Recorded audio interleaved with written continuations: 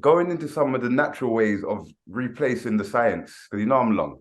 You know I'm like, okay, we understand what this thing means. Now, how do we do this in everyday life? And then trying to understand that from looking at the light spectrum. Yeah, greetings. How is everyone today? Right, Good welcome everybody. on the back part of the solstice. Yeah, the 3 days, everything happens in threes. So we got the build up and the ending. Yeah, so welcome. And this is a good time to be talking about what we're going to be talking about. We're going to be talking about light, photo module, photobiomodulation, You're telling which you. is basically how the body uses light to do many wonders, to process a lot of to kickstart a lot of processes in the body. So we're going to be talking about that from various angles, and we're joined here with Leon Marshall from the Hidden Science Academy. Um, Greetings. Greetings. A lot of you hopefully will be aware of all the good works he's been doing. He's been keeping you busy over the lockdown period, keeping you well educated and informed. And now we've gone to other levels where hosting retreats and stuff like that, and Yeah. doing a lot of events. So if you don't know about Leon Marshall, then get to know about Leon Marshall, yeah? Hidden Science Academy. And he's in sunny Portugal. Yeah, man. Enjoying myself in Portugal. We're at a retreat right now. So I'm at a villa that we're staying at, but we're doing a retreat in Portugal. It finishes tomorrow. The last day is tomorrow, and then we fly out on Saturday. But it's been an amazing experience, man. It's been a very spiritual experience just doing this in Portugal. And Portugal is absolutely lovely, absolutely beautiful. So tell us some of the things you've been doing over there. Yeah, so we've been doing yeah, like Crystal said, tonight's presentation is very fitting because we've been doing a lot of stuff with light. So even my presentations over here, I've been talking about sun gazing and making sure that we're absorbing light because that's what our melanin does. So making sure you're getting light through your eyes, making sure you're getting light through your skin. So we've been doing things like going on the beach and sun gazing, meditating, affirmations. We've been doing all types of activities, even back at the resort. We've been doing activities with regards to NLP and self-love, self-affirmation. Very powerful activities, very, very powerful activities where, we're trying to raise the vibration of each person that's on this retreat, whether it's through positive imagery or positive words, or just the knowledge that we're sharing in our presentations. It's very, very powerful. So I believe that light is information. So even when we're sharing knowledge, even me talking, that's like light, yeah, emitting light. So when we're emitting light, person who's absorbing it can utilize that information internally, utilize it to better their life. And that's exactly what we're going to be talking about tonight. So yeah, we've been on the beach doing sun gazing. We've been on the beach grounding, getting in the sea, making the sea hit us, doing affirmations, working together, doing activities just to empower ourselves. So it's been very, very powerful. So you've been getting the proper solar rays at the right time, Yep. and the electrons. Yeah. Gosh, when it comes to recharging the body, there's not much better than this. Yeah. Calm mind with a group of people was even more powerful. That's right. With the electrons, the sun helps to charge the electrons and get the electrons moving as well. And yeah, we're going to be talking about that a little bit tonight. But yeah, there's other things. Just positive vibrations help to charge the electrons. So I was saying in my lectures that because a lot of people will say, well, it's the food. We need to be eating the right types of food to charge up our body. And I was saying that food is kind of like one of the least things on the list with regards to charging us up. Imagine So that. when we think about, when we think about what really charges us up, food is probably lower down on the list. And the way I prove it is I say to them, well, how long could you live without food? First of all, I say, how long could you live without air? Okay, couple seconds, couple minutes. How long could you live without water? Okay, couple days, couple weeks. How long could you live without food? Some people say forever. So then, if that's the case, then food is not really the main thing that charges us up. There must be other things that charge us up. Yeah. And obviously light is one of them, but there are other things. It's whatever just puts that energy in you that you feel infused about. Yeah, that really warms your heart. So obviously the sun, light will do that, but things like certain activities that you're doing could do that as well. So if you are doing what I believe is your assignment, I feel like every person on this planet has an assignment. And that assignment was given to us before we were born, but we have to try and figure it out. And a lot of us at some point in life, we start scratching our heads saying, why am I here? What's my purpose? What am I supposed to be doing? Really, all we need to do in order to follow our assignment is just follow our enthusiasm, follow what charges us up, and just continue to follow what charges you up. And then the universe will reveal what your assignment is. The world will unfold for you. Unfold. And the thing become effortless. Yeah. Other than the trials and tribulations that naturally come, you know, we jump over them many hurdles, but the thing just flows. Flows. Yeah, well, and that's when you know you're on the right path as well. Yeah. That's when you know, because things are just flowing. It's like the universe is just opened up to you now, and you're like, bro. Everything just pouring into you as you're going through. Everything's being handed over to you, like, But the thing is, you know, your eyes have to become one. It's not to say that you could just do all that lovely stuff and then just you ignore stuff around you. You have to really open up your eyes and pay attention. Yeah. Because then the gifts are always right there. The thing that one wants to achieve, the path. As Leon said, the thing that excites you is right there in front of you. Imagine that. Yeah. Pass by it in moments and we just move on. But it's to capture that. But what it is people get stuck on the how. So people know what excites them. People know what warms their heart. People know what they love. People know what their passions are, but they don't follow them because they're like, well, how? So for example, let's say, I don't know, let's say someone's passion is art, drawing. And they're like, how do I follow this and make a career out of it and make money? And I just like drawing. That's just my passion. I like drawing that. It brings me joy just to draw or just to, you know, write a poem at the end of the night. How can I make this my calling? Now they're focused on the how, and that becomes a resistance because the how doesn't bring you joy. So that stops the flow. That literally stops the flow of electrons because the how is now the scratching of the head part. Oh, how do I do this? How can I make this my life? How can I? And it's the how that causes us peer stress. But really, we don't need to focus on the how. We just continue to follow that enthusiasm and the excitement and really don't worry about the how. And that's the hardest thing to do, is to just let go and don't worry about the how. And then the universe will just be like, that's the hardest thing for people to do because it means letting go of the how. The how come like the blockage.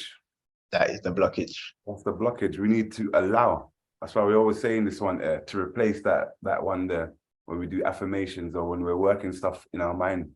How do I allow this energy to flow? How do I allow myself to enter into this line of work? You know, that's a kind of like a different energy straight away. I see we just replace it, that how. Yeah, the what, why, when, how. Them things are weird words to be utilized in everyday language. We have to know when we use them, they actually do put up a block or they inhibit flow naturally. You know what I mean? I think we are. That was a good intro. Good. You know what I'm saying? We're ready to get involved.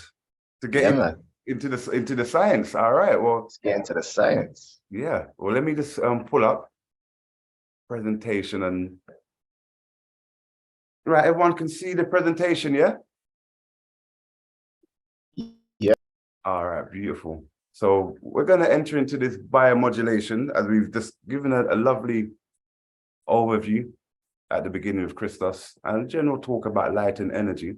But now we're going to go into a little bit of the therapy. So really, I'm going to go into describing what biomodulation is and some of the aspects around it. Before I do go into that though, there's something else I wanted to visit before actually, because we're talking about light. And you know, there are always discoveries being found, things that are out there in the world, but so this particular science, what we're going to go into, which is called the Trion ray. This Trion ray was discovered, let's say, 15, 20 years ago through a gentleman who deals with a lot of geometry and creating stuff. He brought this particular discovery because he found how versatile this shape and form is. And at the moment, it don't even seem like much. But we're going to go into it a little bit deeper. But he found that with this shape and form, that it forms the basic structure of reality. This single line that folds around itself. So I'm just going to allow the gentleman to introduce the science here. So the Trion ray was brought to NASA by the same brother, and it was with the intention to improve their aerodynamics and the engineering stuff, but that got rejected. He explains that NASA already had their own science, their own stuff that they're utilizing. So this just got put on the back burner. And the deep thing about this brother as well, when you research into him, he mentions the same, when we're talking about biotensegrity, and we're talking about architecture, Buckmaster Fuller, and we're talking about the other people that are involved in understanding how geometry and biotensegrity works. This gentleman was alongside these guys as well. It's just interesting how when things grow and unfold, the many pieces happen, but some just get put to the side. So with this introduction,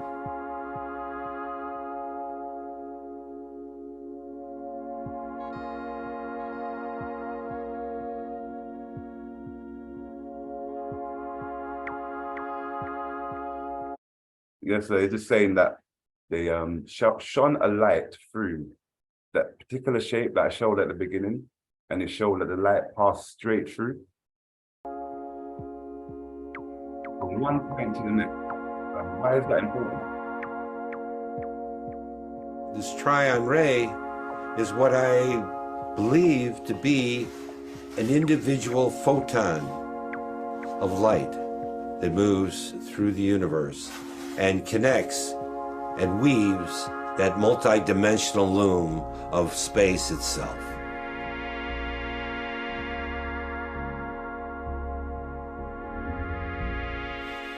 Now, I can say it is, but science has said that light is so small, an individual photon is so small, and it's so fast, we'll never be able to see it, so we'll call it a particle. It's a particle. We could discuss what a particle is from now until forever, but we'll never be able to see it, and we'll never know what it is. I believe that it is not a particle. It is described as a three-dimensional solid.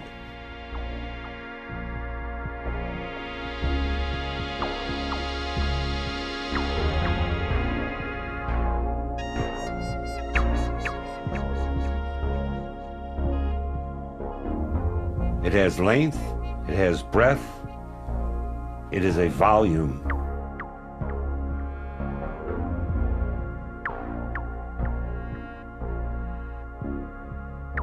Ideas, thoughts, information can be contained within the light.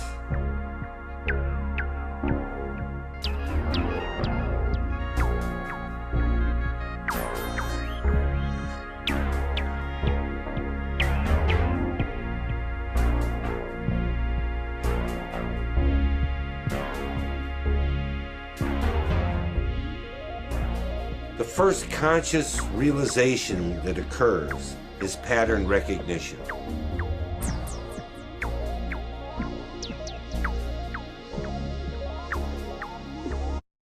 All right. So I think that's a nice introduction to a try-on ray.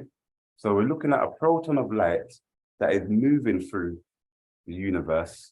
So when light rays emitted from the sun, for example, as it moves through the vacuum of space, we are starting to appreciate the pattern and the shape that it forms. What is really useful about this is that, as Leon mentioned, light being information, and we talk of geometry all the time. How is light containing information?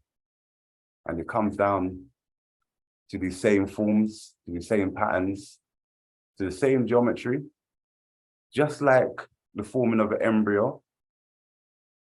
The light is moving through the womb, the protons, and electrifying the actual geometry in that space there, and allowing that information to unfold. It's what the thing come like. And we have all this sacred geometry. So all these patterns. So we're always talking about the fractal nature of reality, and the universe being a matrix. We have fractal reality and matrix, and all this stuff is divided upon geometry. And it looked like, in order for this geometry to take form, then it's the protons moving through, giving that space a solid experience. And the deep thing about light, when light switch off, then you don't see no more light. So there has to be something that captures the light in that space. Something that can accept the light or the protons and allow that space itself to take physical form and to maintain the physical form after the proton has moved on. Sacred geometry. All right, so that was just a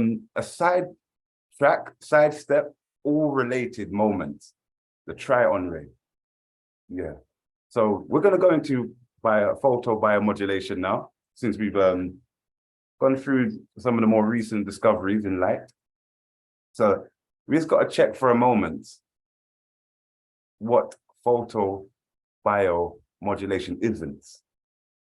So we know that photobiomodulation, when we go through the description in a moment, isn't these things here. It isn't when light interacts with the retina and moves along the visual pathways. This isn't, and this is in the world around us, or when we're doing techniques or experiences of rays of healing light, or using such stuff, ultraviolet or something. The same as any kind of light box therapy, or for seasonal disorder, or for using blue light as well. All these things are not photobiomodulation. Photodynamic therapy, based on an external form of light as well. The difference with what biophotomodulation is that the process takes place within from outside. So a description by the researchers into the topic, the ones who have done the leading research in it, how they describe it. And they've gone so far as in the Library of Congress in America, where they've actually put the word in there. When it comes to search engine, they've done a lot of work to make sure that the term photobiomodulation is the first word you find, replacing all these other terms of light.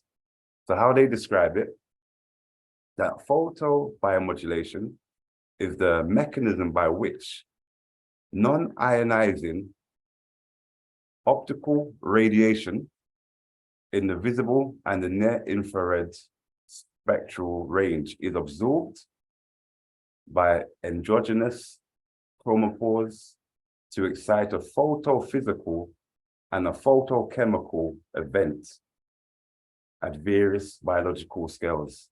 Yeah, big definition, but it's how they describe it. So we're just gonna go through that briefly, this description, So it's going to be elaborated upon in a few moments as well. So the other term that we find for this, biostimulation, cold or cool laser. Low-level laser therapy seems to be the term that they use for a very long time for it, but then they felt that this term, belittled what they were actually achieving, to say there was low research, a low standard. This is why they opted for this new term, photobiomodulation. There's soft laser and low power laser therapy. And these are all different forms of photobiomodulation. And this can be utilized for general injuries, lesions, cuts, tears, to improve wounds and to heal superficial tissue, muscles, bruising, to reduce inflammation. And it's really good to relieving pain, which is short-term or long-term, acute or chronic. So these are the basic applications of what we would use the photobiomodulation for. So when we're going now into breaking down what this definition has expressed to us, the first thing we're going to look at is photobiology. So the first law of photobiology states, for light to have an effect on the life and biological systems, the proton must be absorbed by some molecular chromophore. Photobiomodulation uses the endogenous chromophores to absorb light of specific wavelengths. So we observe this trion ray moving through the space, and then it has to be absorbed by something, or these protons have to be absorbed by something. And we're observing a particular range here, which is the infrared and visible range. In that sense, it's because we're looking at more the non-ionizing, and those have less energy. The ionizing radiation. So non-ionized radiation is a form of radiation with less energy than ionizing radiation. Unlike ionizing radiation, non-ionizing radiation does not remove electrons. This is the main thing from atoms or molecules or of material. So within the spectrum of light that we're utilizing, this infrared, within that sphere there, the bonus of that is that it doesn't remove the electrons. So we keep onto that stuff there. And that is, in most cases, very important. But we don't want to create free radicals, but we've got a lot of free radicals going on. So when we go deep into this, the definition, so we have the non-ionizing light, which we're looking at as the infrared spectrum there, which is between the 600 to 900 nanometers, are going to be absorbed by one of these elements here. And it was hard enough to even find, because I know we should be able to explain this one a little bit deeper later, the vitamin D connection to the whole thing. Well, between melanin, hemoglobin, and water proteins, all these endogenous, which means something coming from outside, and the chromophore, which is a molecule which is responsible for absorbing the light particle or the proton or the light ray that's coming in. We need something to capture that. And when we capture that, then we're able to have some kind of photophysical response or effect. We have a physical process that takes place as a result, and we also have a chemical process that takes place as a result. And these ones are far more ready. We have far more of this going on. So when we're utilizing this photobiomodulation technique, or also known as cold laser therapy, as it radiates through. But when you're operating at this frequency, then it only goes to a certain depth. But it is direct. So when it comes to a therapeutic approach, photobiomodulation therapy is a proton-based therapy. It involves the using of the non-ionizing rays of infra and visible light spectrum, and it's utilized through laser LEDs and different wavelengths.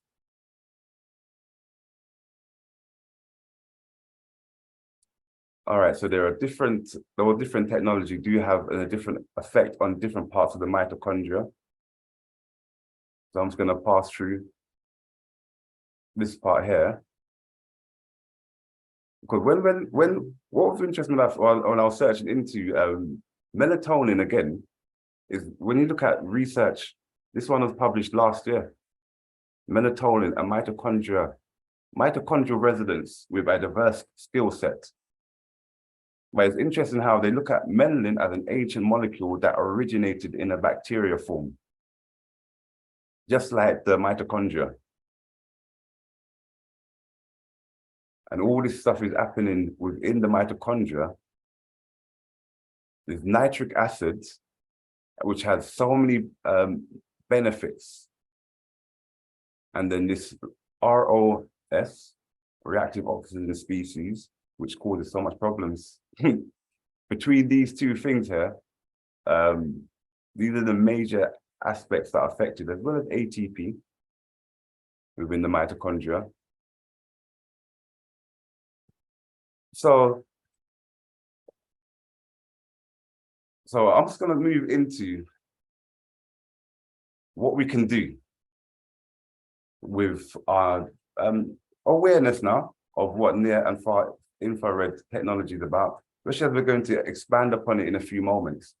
But when I was going into it, it's just amazing how much we have lost. I found a research paper, melatonin and the optics of the human body. It's from the melatonin research people then. And this particular research paper, I was going to just take that paper and read through that paper because it is just so intriguing, the information. But it shows that from the 1800s to the present day, our absorption of visible light has decreased tremendously, but then it's risen, but not to the same degree as it was in the past. But our near infrared absorption, and this is to 2018, has almost hit the ground. Like, compared to 100, 200 years ago, we are absorbing almost 70% less infrared light as a population, just due to our lifestyle. Because the shift of infrared from the morning time and in the evening time is where we really want to. So just by doing the sun gazing, which is a morning and a after evening time, or when the sun's setting activity, this is when it's at its highest. Don't want the midday if we're talking about infrared.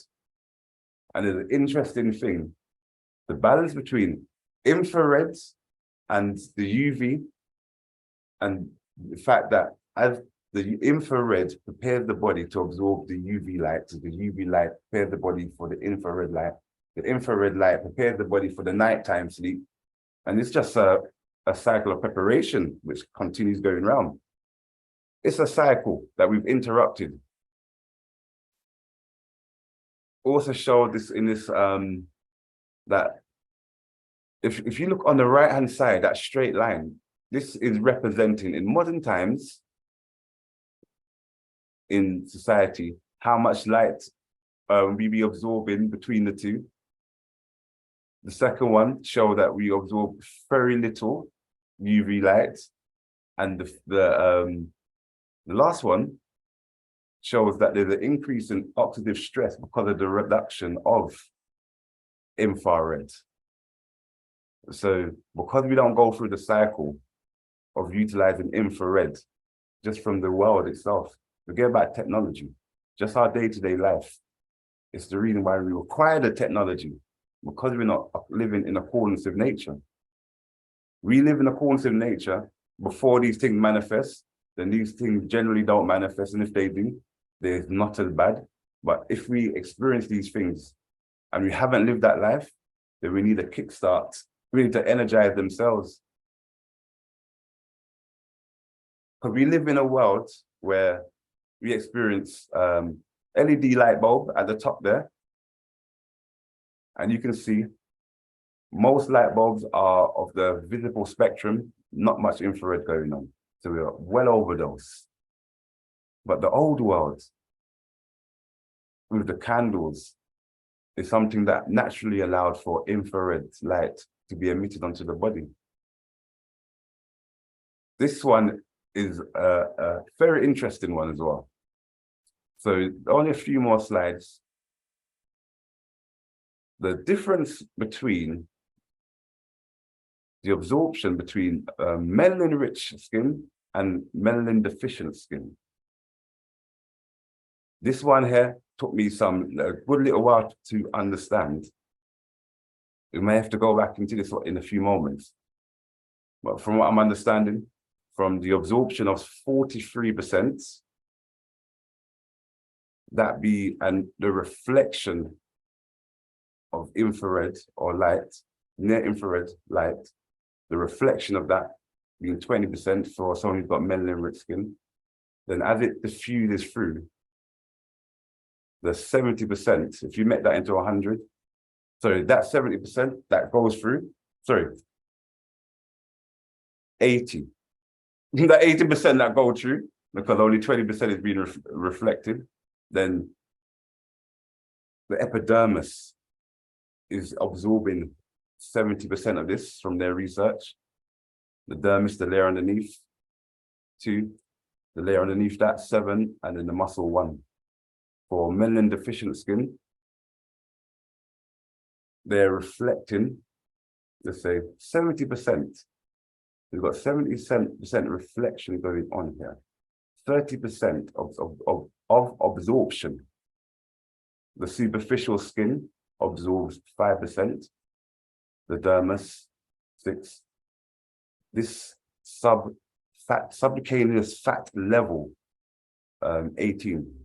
And from when I was going into the research, they were talking about this being one of the most important layers when it comes to the interaction of UV light and it making these ROS, these oxidative reactions, this sub-fat area.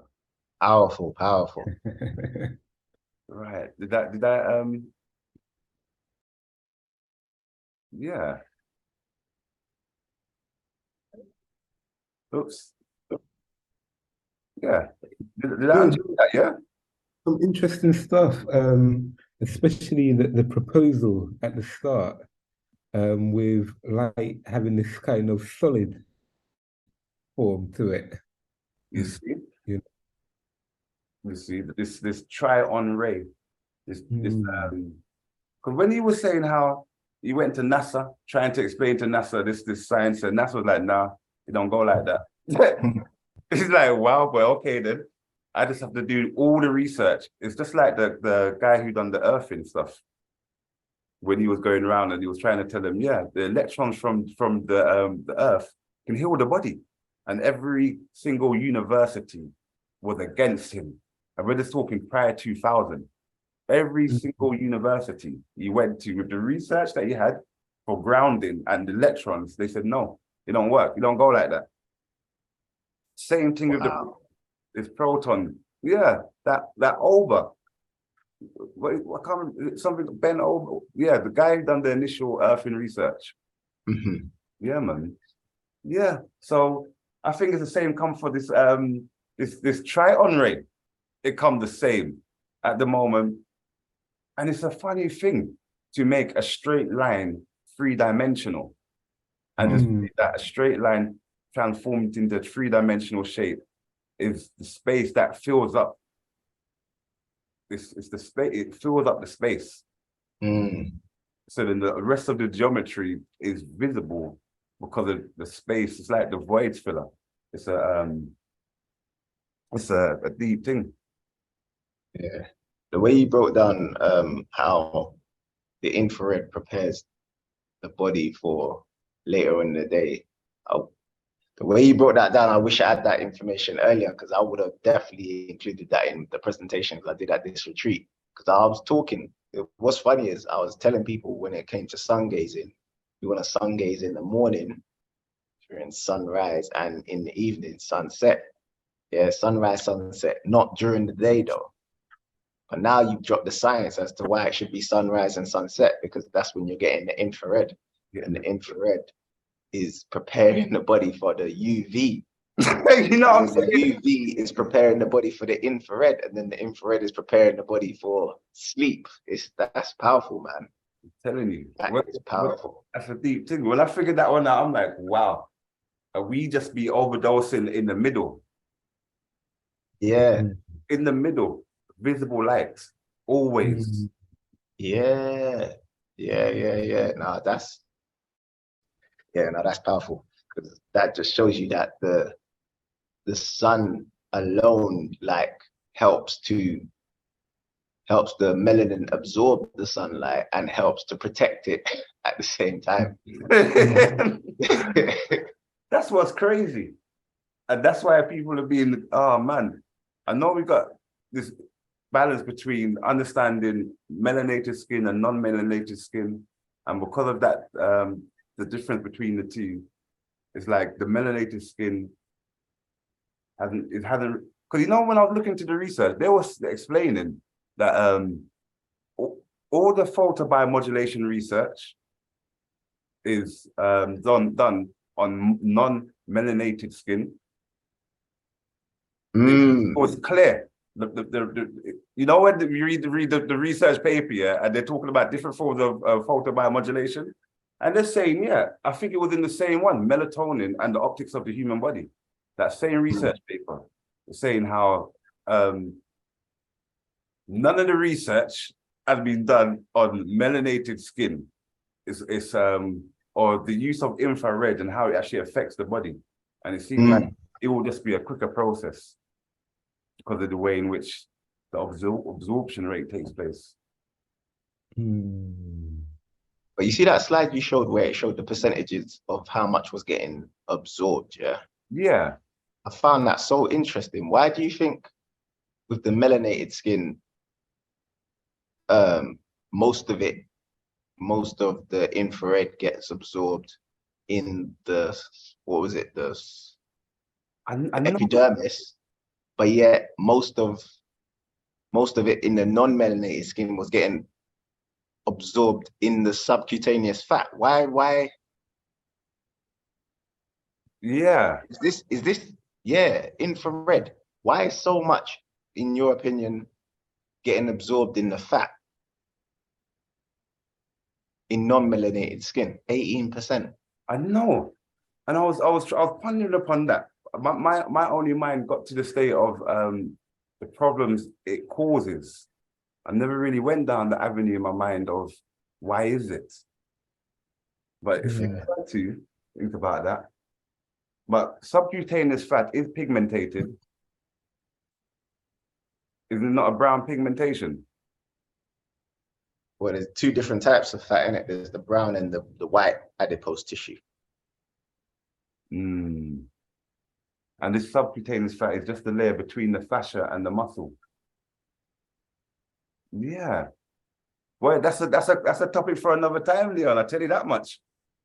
Maybe just me thinking off at the top of my head, like you say, the damage that it causes. You know, fat. If we're talking about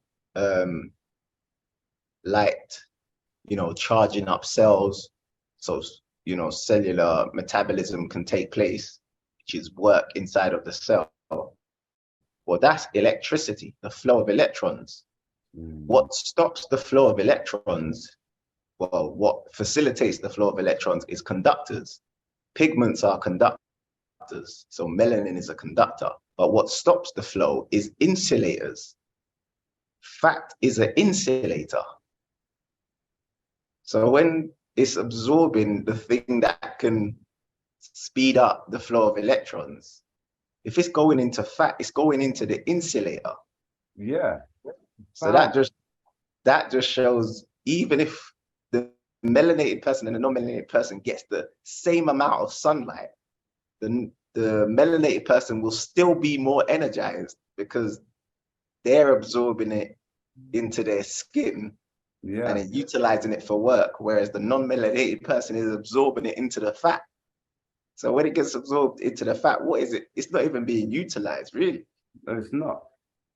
Although when it looks fat, we use that as like a 40 when we're doing activity over 40 minutes, consistent activity. But even in that, maybe interesting. Maybe it has a better effect for endurance. For endurance. Interesting. Yeah, you know, because maybe it can have that effect on for so if you're not doing long distance activities and you're absorbing a lot of light, because it's going into the insulator, but the insulator, once it gets cooled for activity, once fat gets cooled to do work. But this is and it's same as with the muscle as well.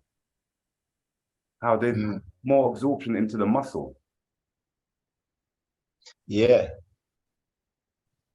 You know, that's interesting. I know. Look how much is reflected. I was just looking at this chart for a good while, and then hold on. Well, this is well to understand how protons propagate in the human body. It is necessary to take into account a wide range of optical parameters. As shown, melanin-rich skin have much different absorption profile. Okay, now there was another part of I thought I put it in there.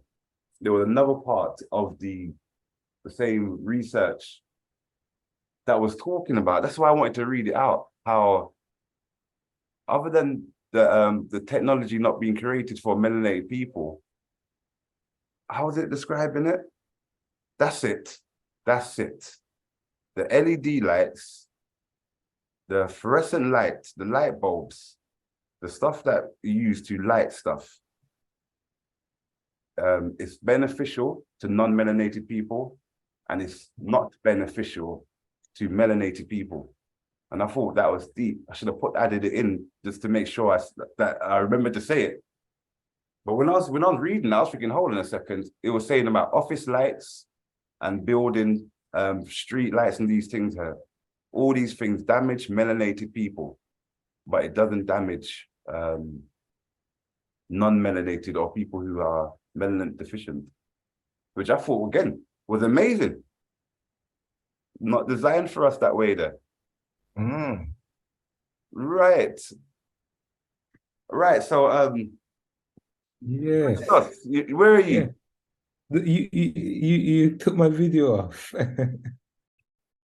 Yeah. Yeah. Yeah, I can't start the video because of okay. I can do it now.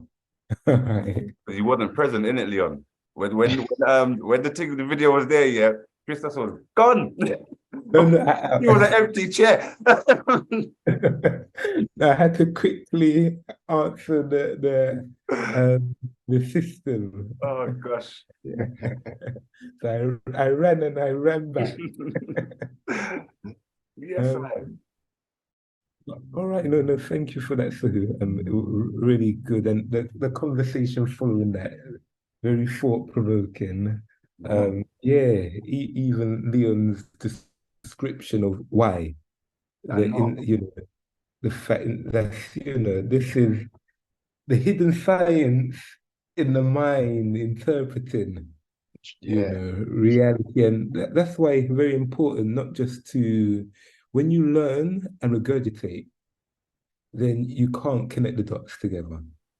When you learn for learning's sake, then everything, you can see the patterns and the connections.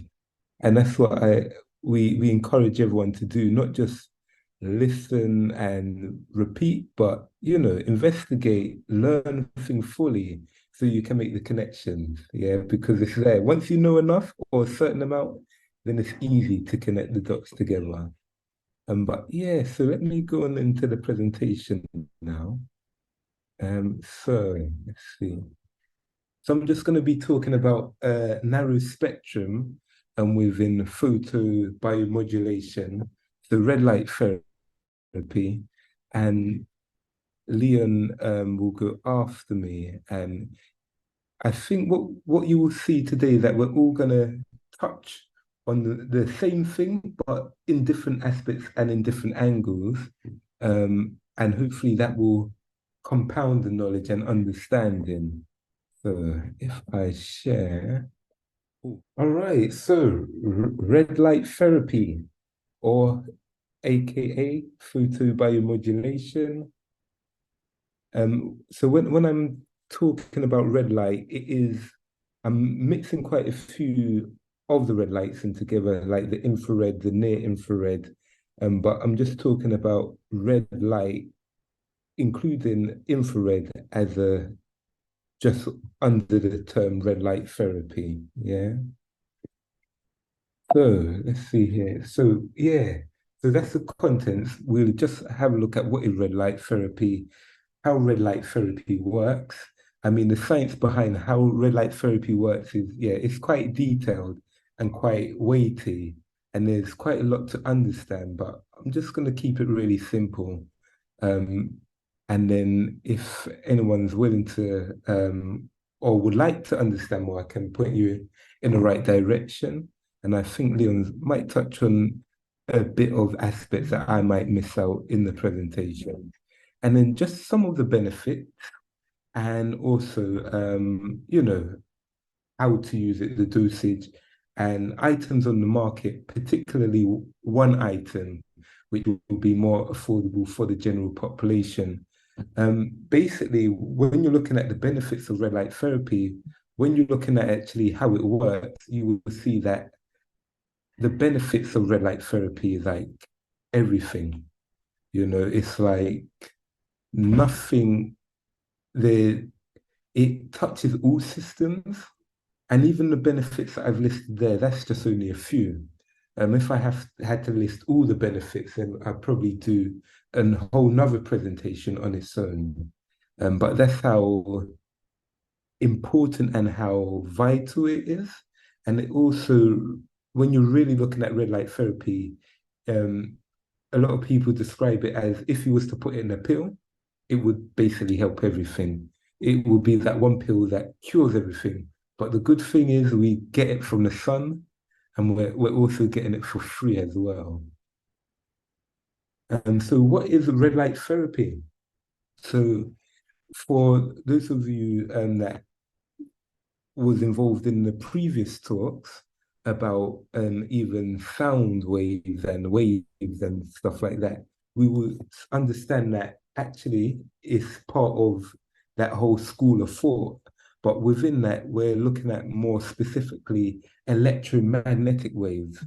So just to bring your understanding and just help you to dissect things, when we're looking at longitudinal waves, we're looking at sound and sound waves bouncing from one particle to the next sound particle and moving from the source of sound into our eardrums through the vibration. And we understand that travel through a medium, meaning it can only travel through things like air and water, whereas in space, it has no particles to bounce upon for it to travel.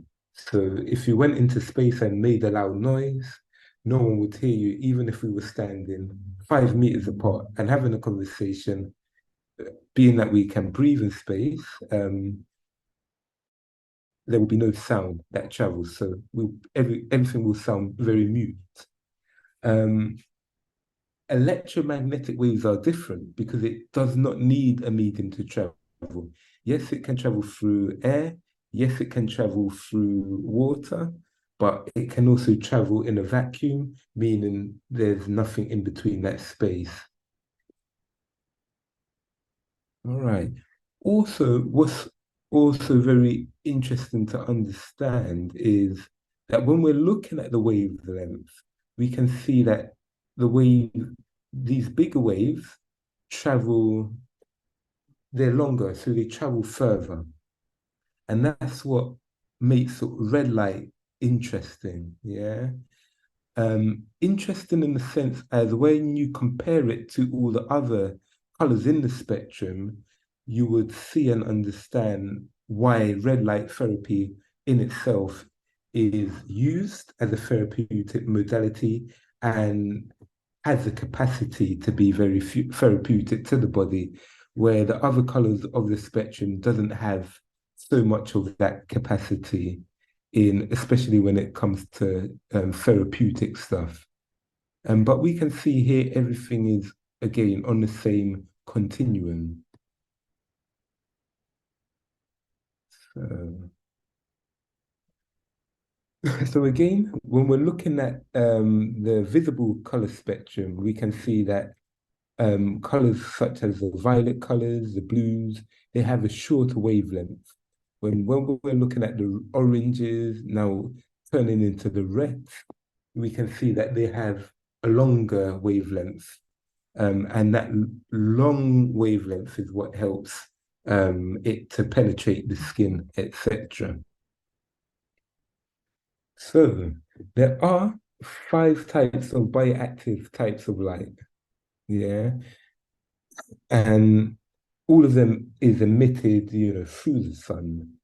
When we're looking at the blue light, we can see that the blue light sets the rhythm, our circadian rhythm. And that's why it's very important that we do have these mobile phones and we're not using them in the nighttime because of the blue light from the screen will interfere with that circadian pattern and it will stop us going to sleep. We see that blue light in more visible during the daytime. And because of that, that tells us, okay, it's time to wake, it's time to be active. But if we're having the blue light through the technology and the screen, then the problem is that's going to interfere with our circadian pattern. We see that we've got the UV light emitted from the sun as well. And that basically allows us to synthesize the vitamin D. And we got far infrared, and that's a warming effect of the heat from the sun. So I've got a red lamp in the background there, but that acts as more of a far infrared. It's more the heating element. And when you look at the price of that, that probably cost me about £70. You can see the difference between a £70 lamp, which has a warming effect, to an infrared lamp or a red light therapy lamp. The price difference is is a big difference. So you got that warming sensation. Then you got the red light, which is what we're going to be focusing on, and that's the bit that stimulates the mitochondria and the production of ATP.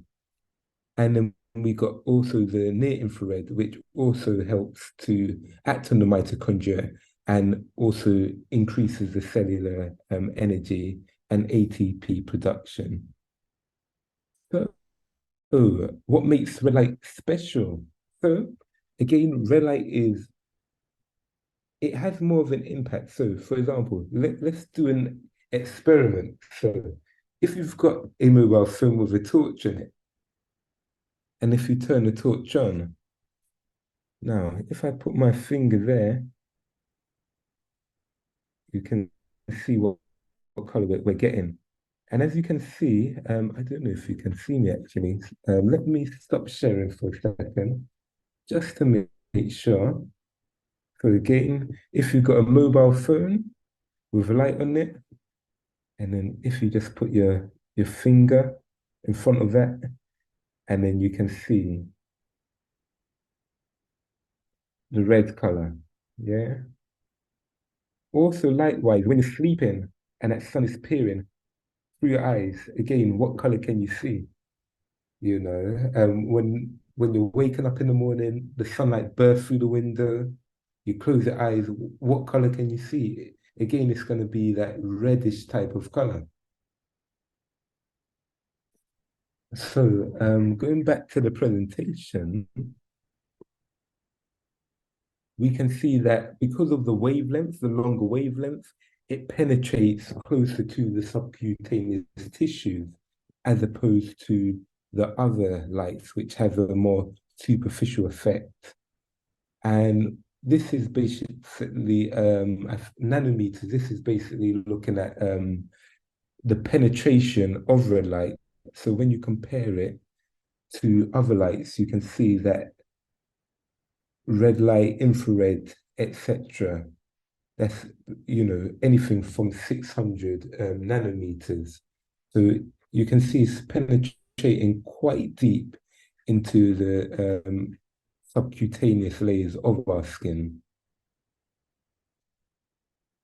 Right, so yeah, this is just another example here. So red light, then the infrared light, again, penetrating a little bit deeper.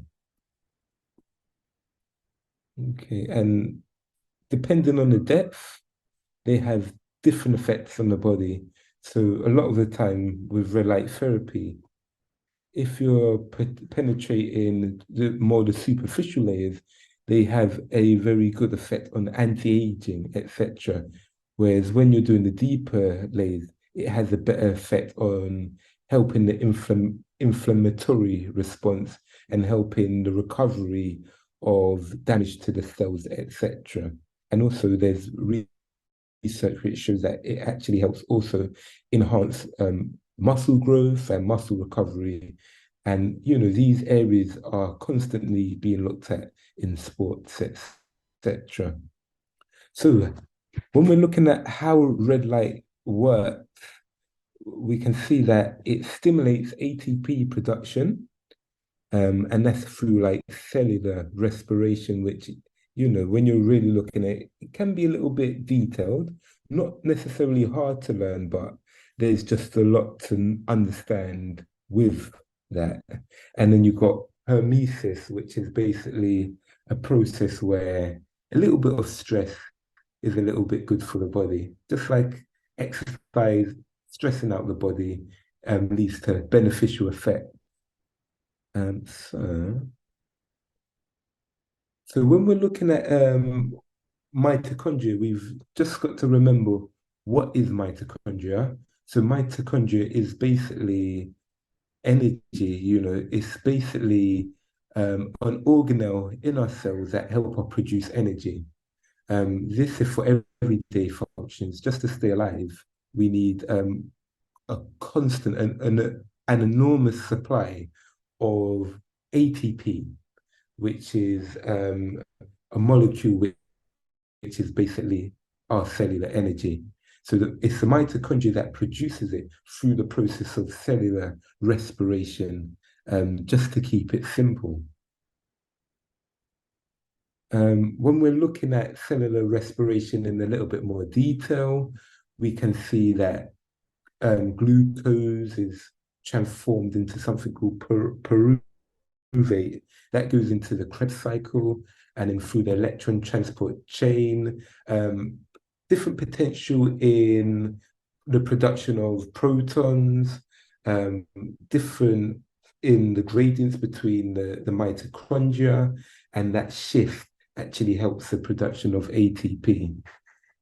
And it's mainly in that last stage, oxidative phosphorylation. This is where basically the impact of red light has an effect on the production of ATP. So in order for ATP to be produced, you still need, the glucose stores. You still need everything else to take place, but it's at the last part of that cellular respiration. With the increase in light, it actually helps the production of ATP. And because of the production of ATP, that leads to the benefits that range from, almost everything as that wonderful pill. If we could pack it in a pill, it would just help with basically everything. And that's why, the sunlight is so important. And even going back to what Leon and Sahu was saying, we can really see that red light and that the penetration of the red light at certain times of the day, such as the morning, such as when the sun's beginning to set.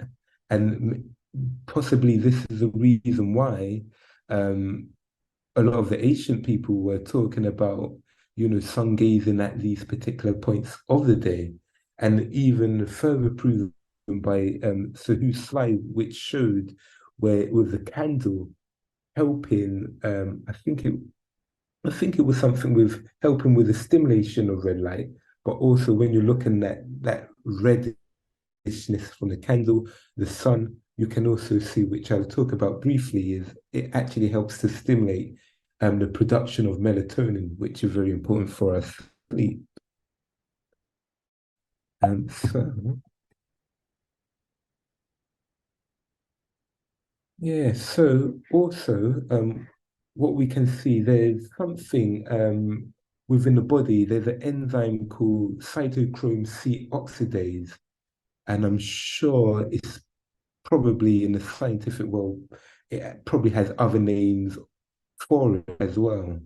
And it could even be the language where Sahu was not 100% sure, but it sounds similar to the same effect of the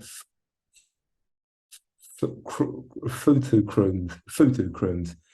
So I almost wonder if it is actually the same thing.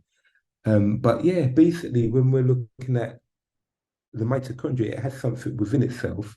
It has a photoreceptor. Just like when we're looking at the plants have chlorophyll, that helps with the absorption of the sunlight to help, produce through the process of photosynthesis, help the plant produce energy. The photoreceptor chromosome C oxidase is actually stimulated by the red light. So the more red light goes onto the skin, penetrates the skin, reaches our mitochondria, the more we get this enzyme,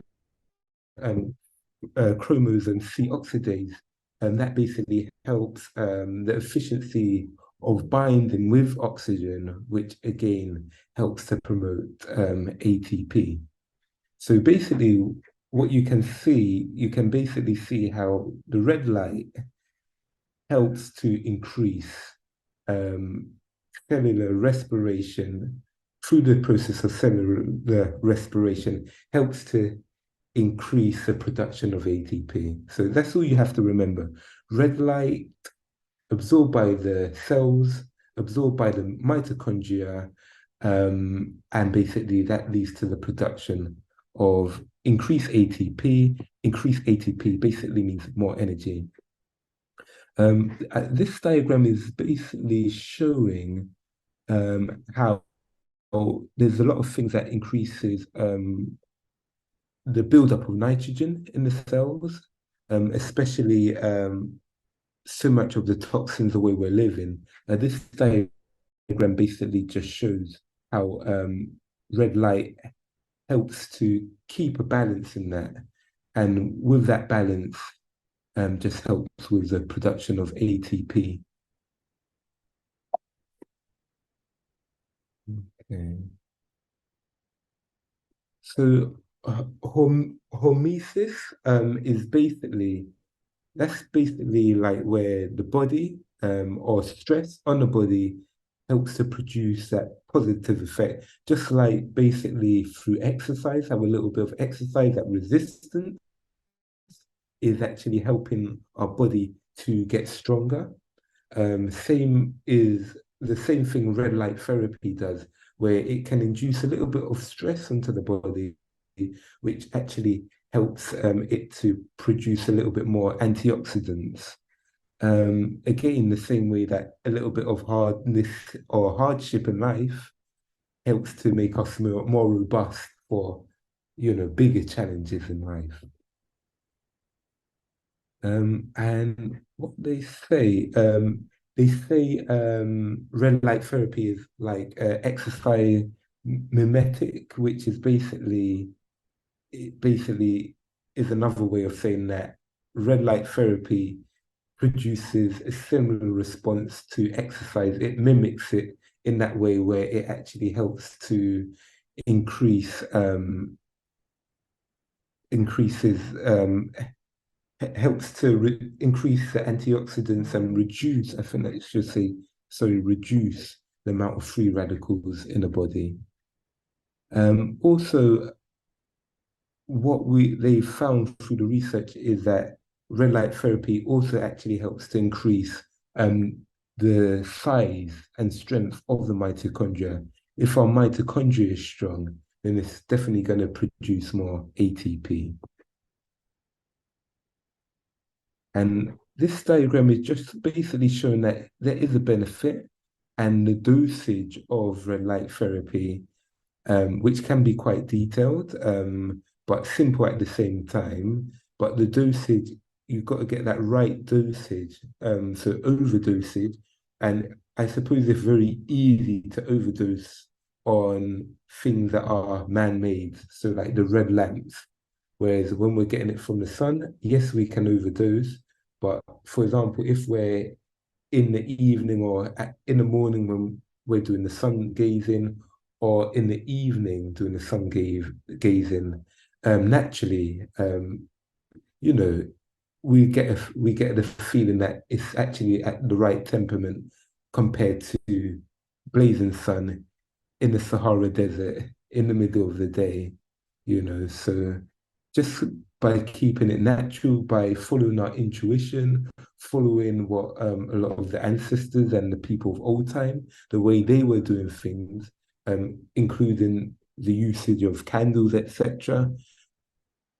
By going into that natural rhythm and way of life, it's very unlikely that we're going to overdose and decrease the effect that red light will have on us.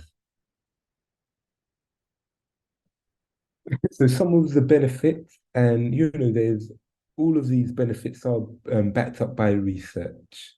But anti-aging, in the sense that the production, it helps to stimulate the production of collagen and elastin. You might know that these are the things that keep the skin strong, keep the skin in, you know, a healthy, unwrinkled state. And this is why, you know, when you go to places like Africa, the Caribbean, and even when you look at the people's faces look a little bit more brighter, more robust, unblemished.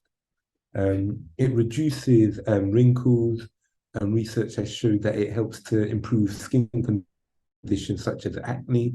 And yeah, it accelerates the repair of a lot of the skin cells. It's also been shown in healing, so a lot of research has been done, and it has been shown to help close wounds 20% faster and with less scarring. Again, increases circulation, formation of new capillaries. So capillaries are, you've got your veins, your arteries, but capillaries are the very smaller blood vessels where a lot of the exchange of oxygen and carbon dioxide happens for us to, you know, respire, etc., and also get rid of toxins. Stimulates lymphatic activity. Again, like the skin, the benefits of the skin, it stimulates collagen and increases the production of fibroblasts, which again will make the collagen, and increases ATP in the skin cells. So even really just the increase in ATP will makes it very clear why the rest of this will happen.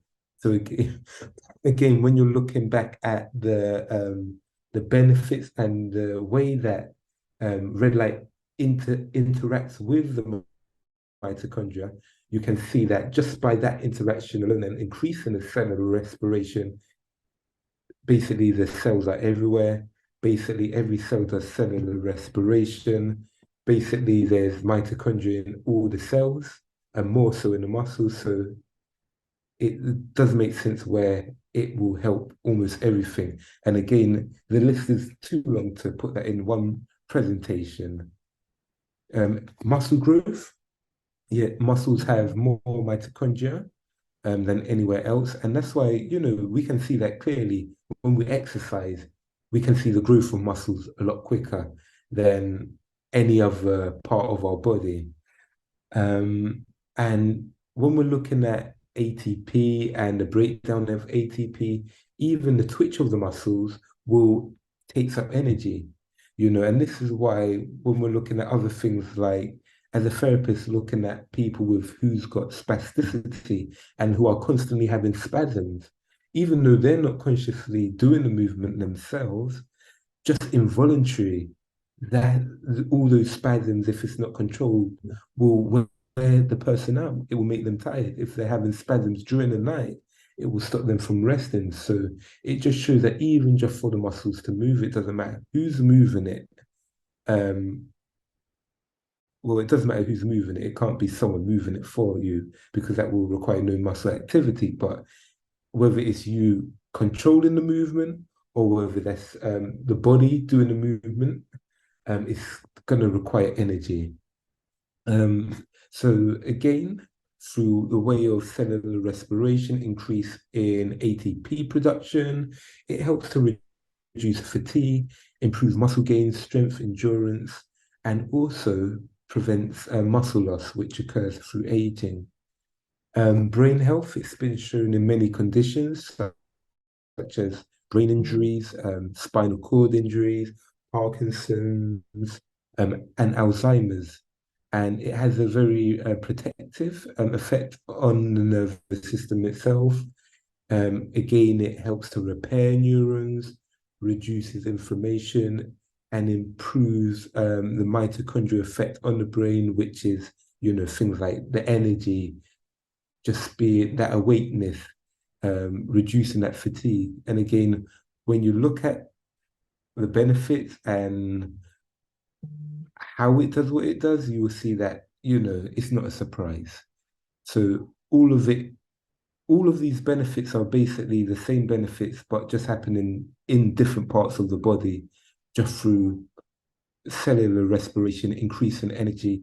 And that increased energy is how the body can utilize that energy for healing the body. Better sleep. So sleep's interesting because it is about how red light therapy increases melatonin. And with the increase in melatonin, that's where you get the prevention of free radical damage.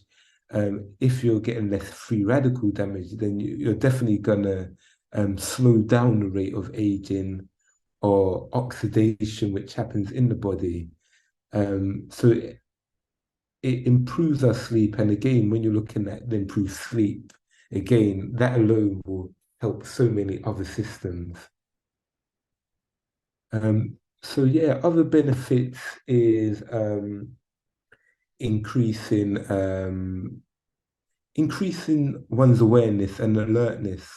And yeah, even talking about things like aeroplanes or submarines and stuff like that. A lot of the time when, in the movies, what color are you seeing? They're flashing. You're always seeing the red. And that's because the redness will increase our awareness, our alertness, our cognitive ability. At the same time, as doing that, when we're looking at red light and going back to sleep, we can see that red light is, apart from darkness, complete darkness, if we had a color, red light is probably the second best color to have to fall asleep to, and that's what the science is proving. And basically, for my own research, I've had this red, these lights that you have, and you can press a button and it changes the color. And I found that the blues, just through experimentation, the blues were the most difficult to try and fall asleep to. Red was definitely the easiest, but definitely not as good as pitch black. And green seemed to have a different effect, which wasn't as wakeful as the blues, but wasn't as resting as the red. But yeah, it seemed to be somewhere in the middle for some reason. But that was just my own quick case study. So when we're looking at the dosage now, there's so many. The rule is simple, but it really depends on what you have and how effective what you have is. And again, they say that generally it should be about anywhere between 6 to 36 inches away from the body. When we're looking at closer distances, like 6 to 12 inches, it's very good to stimulate, stimulate the deep tissues, stimulate all the muscle repair, etc., because they're penetrating a little bit, deeper. It's at a higher intensity. At lesser intensities or further distances, it's good for the skin. And a lot of these red lights they're not so big.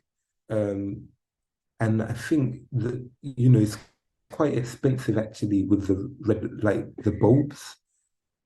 And so what tends to happen is that, the bigger, they're definitely more expensive. I mean, if we're looking at something which is really good like this, which I'll go into a moment, we're looking at about £500. But when we're looking at something very, very big, that costs a lot more. So the way they can be utilized is by just changing the distance. And when you bring the lamp further away, obviously the light will cover more of the body. And then that will be more general skin. When you're going at a close intensity, it's going to have a more penetrative effect. And that's when it can be used for things like muscle recovery, wound healing, etc. Yeah, so the distance is very important.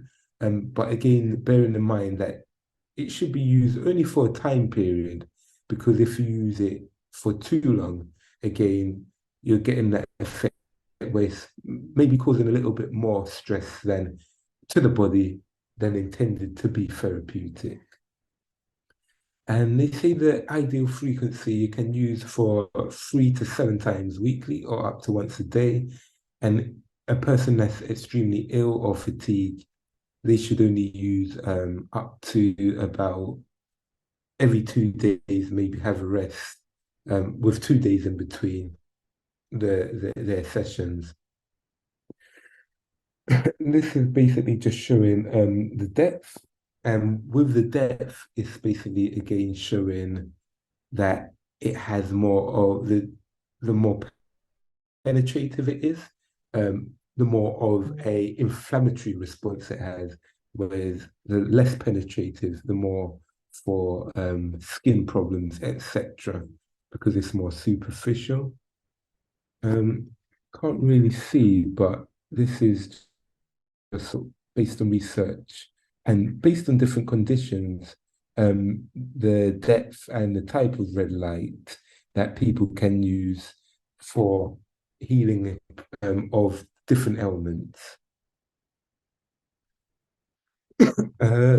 Yeah, so there's different time periods that one can use it for. Obviously, if starting off, it's best to use for a short period of time, see how your body responds, and then over time, gradually increasing the time, or depending on the problem, increasing the time to get, more of a therapeutic effect. This is a book from a book called Red Light Therapy by Ari Whitten, and he's just broken it down into different problems. He's given definitely a more better reference to time on how often we should use it, when we should use it. And in his book, which is a really good book, definitely the book tackles it from a very practical aspect. He gives an idea of how you can actually calculate the dosage if you want to be more scientific or take a more methodological approach to red light therapy. So devices, let me show you. So basically, I went on to the best one that the book recommended, and the best one for the price. And this was the website, and the one he was recommending is this one here. Oh, no, that's not the one. Silly me. It is that one here. Again, they're very expensive. Now, if you compare that to the red lamp that I've got, I've only spent £70 on that. But again, that has more of a warming and a heating effect on the body rather than all the other stuff. And you get what you pay for. Because of the benefits, that's why it is so expensive. But this seems to be one of the best ones on the market. And all these bulbs, they're quite expensive. And it's the bulb and the red light that makes the machine expensive rather than it just being a normal light. But yeah, that is basically the presentation. I hope that was interesting. And yeah, it makes you think about red light and how we can use it in everyday use. So thank you. Very interesting, brother. Very, very, very interesting. Yeah. There you go. That was definitely. I love the way you describe the infrared, like it's workout, like it's training to the body. That was such an interesting, that word. I've never come across that, homeosis. But I thought that description there, because just like working the muscle, innit? And then the muscle will come like you get lactic acid Yes. from Yeah. overworking it. And they come like the same thing. You do too much red light. That's why they're usually set for like 5 minutes. A very short time, very short dosage. Yeah, yeah. And when we're getting it naturally from the sun, it's easier to control when we just use our intuition to control that dosage. You don't even have to think about it. It's going to dissipate gradually anyway. Yes, yeah. And then you're gonna have to go into the shade, even though we know this thing penetrates through wall, as Leon will break all this stuff down with clarity. The light particles are yeah. When you look at the old research, they talk about how the particles split, go around stuff, disappear, reappear. It is just a fascinating when you're looking at how light moves. But yes, But what you said with regards to how little we're absorbing compared to, what was it, the 1950s, or was it before? That slide that you showed, where it showed the difference, how much we're taking in now compared to before. from the 1800s. From the 1800s. From the 1800s. I know. 200 years. That's a good time scale to be. I don't know how they figure out these things, but there you go. It's crazy, but I know that infrared, I think it's infrared that doesn't penetrate through glass. Okay. Yeah. So, yeah, that's one of the reasons why we're not getting as much infrared. The infrared, and the same for the infrared, near infrared, and far infrared. Yeah, I don't know if it's all of them, but I know infrared is blocked by, or it might just be red light then that's blocked by glass, and then maybe the infrared can travel. But yeah, there's various reasons why we're not getting as much, infrared light these days. But it's definitely a part of it. Yeah. In the buildings, and they did make reference to the tinting of the glass, the process that the glass goes through, where to reflect certain aspects of the visible spectrum or of light. So I think what you're saying is not that. I think if it was a certain type of glass, light will just flow through. If it's just this untempered with, unplayed with. I think because of the coating they put over it and the process of the double glazing. All them not doing us no favors. It's a big thing. So you ready there, sir? Yes, sir. Let me share my screen. Hold on 1 second. Yeah, so both Sahu and Christos covered a lot of what I was going to cover, so I won't harp on a lot of the stuff that they covered. But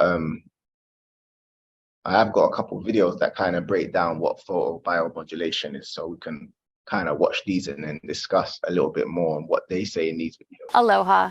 I'm your Minna Van Dyken, MD from Out of the Doldrums. Let's get right into it. Photobiomodulation, also known as infrared light therapy, red light therapy, low-level light therapy, or LLLT. All different names for the exact same thing.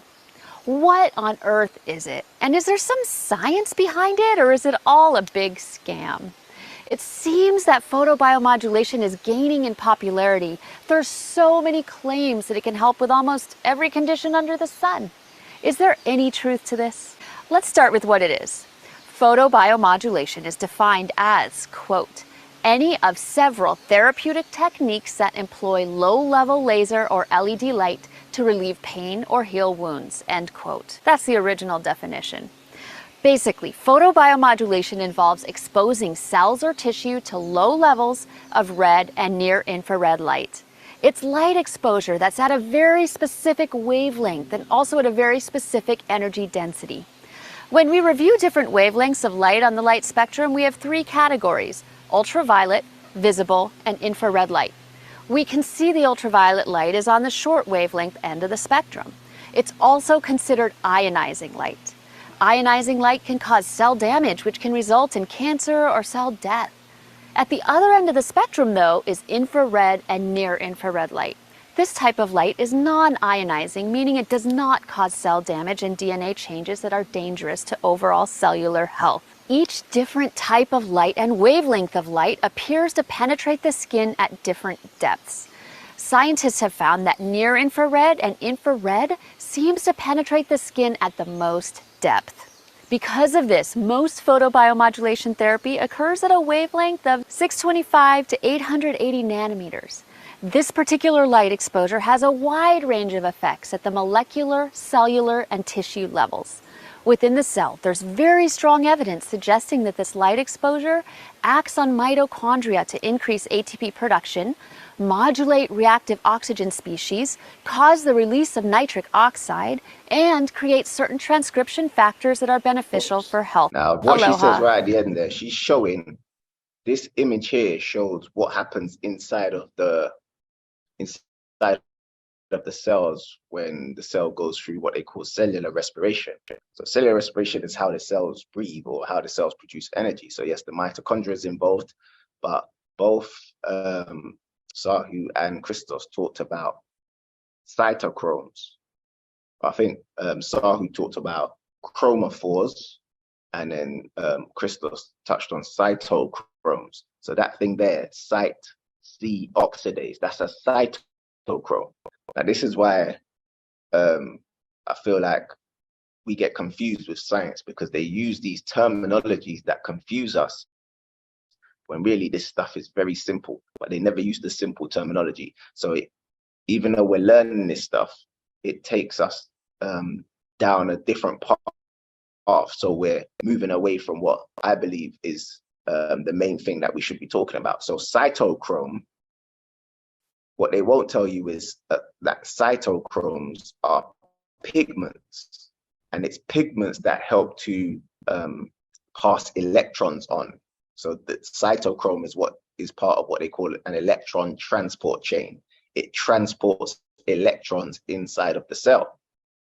And I think that's very important to understand as we go on. Factors that are beneficial for health.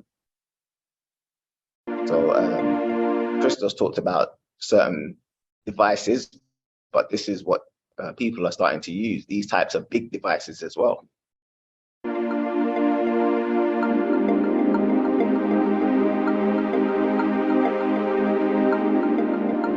In 1967, scientists discovered that laser treatments accelerate the body's ability to heal. Delivered at the right frequency, duration of time and location, it was discovered that infrared laser light interacts with tissue at the cellular level, producing a photochemical reaction that results in an increase in the production of ATP and improves cellular function and health. This technique is known alternatively as... don't as... know what ATP is. ATP is what they tell us is the energy currency of the cell. ATP is the energy currency of the cell. So it's what the cell utilizes for energy, according to them. Photobiomodulation, cold laser therapy and low-level light therapy. Photobiomodulation has impacted the scientific community's approach to healing damaged tissue, offering a better, faster, pain-free technique to treat a wide range of medical conditions that are dependent on tissue regeneration. From advanced pain relief to accelerated healing, enhanced range of motion to reduction of inflammation, laser therapy is now a first-choice treatment option for a wide range of ailments including sports injuries, chronic pain conditions, and post-surgery recovery. Many surprising applications for this treatment are now being implemented successfully, including the treatment of a variety of cognitive disorders, including ADHD, Tourette syndrome, concussion, stroke, and traumatic brain injury. Photobiomodulation is often an effective alternative to some surgical procedures and other traditional medical interventions. Because it does not require the use of drugs, it eliminates the possibility of addiction. This system, along with the proper protocol, has shown promising results in many areas of medicine. With no pain and no known side effects, photobiomodulation combines effective treatment with peace of mind. Interesting. So basically what they're saying is there's not really any downside to photobiomodulation because it's not a drug, so you're not going to get addicted. It's not like surgery or anything like that, where there's, there might be contraindications or anything like that. So again, there's a lot of science involved. Like all of this stuff is involved in photobiomodulation. And for people who don't understand these terms, it will become very confusing as to the benefits of it. So like I say, cytochrome C oxidase, that is they'll call it an enzyme that is part of the electron transport chain. Electron transport chain is, like the name suggests, it just transports electrons along a chain. Yeah. And this is the reason why I feel like they always try and move away from the elephant in the room, because it says here cytochrome C oxidase involved in electron transport chain. It is the primary photoacceptor. Now it's kind of easy to understand what a photoacceptor is. Photo means light, acceptor, accepting. So cytochromes accept light. That's what pigments do. So cytochrome is a pigment and it accepts light. It accepts, absorbs red and near infrared. Why don't they just call it a pigment? It will just make everything make more sense. Cytochrome, it's a pigment. Pigments absorb light. There's a reason why they don't want to call these things pigments, because then people will start to think about the ultimate pigment. And then there's all these other things that are involved in photobiomodulation as well that can get confusing. ATP, nitric oxide. Nitric oxide is really good. Like it says there, vasodilation, which means it expands the arteries to allow more blood to flow through. So nitric oxide helps to naturally lower blood pressure. It helps with inflammation. It helps to lower inflammation. It helps to produce or helps protein synthesis. It helps with stem cell activity. Now, stem cells are very powerful. So if anything can enhance stem cell activity, that will lead to pretty much every cell getting regenerated in the body. It has effects on muscles, and both Sahu and Christos touched on its effects on muscles, brain and nerves, hair even. and obviously skin. And it is big business. It is big business. It's very, very popular on social media. You'll see a lot of people talking about it. But I don't see a lot of Black people talking about it. So on social media, it's extremely popular.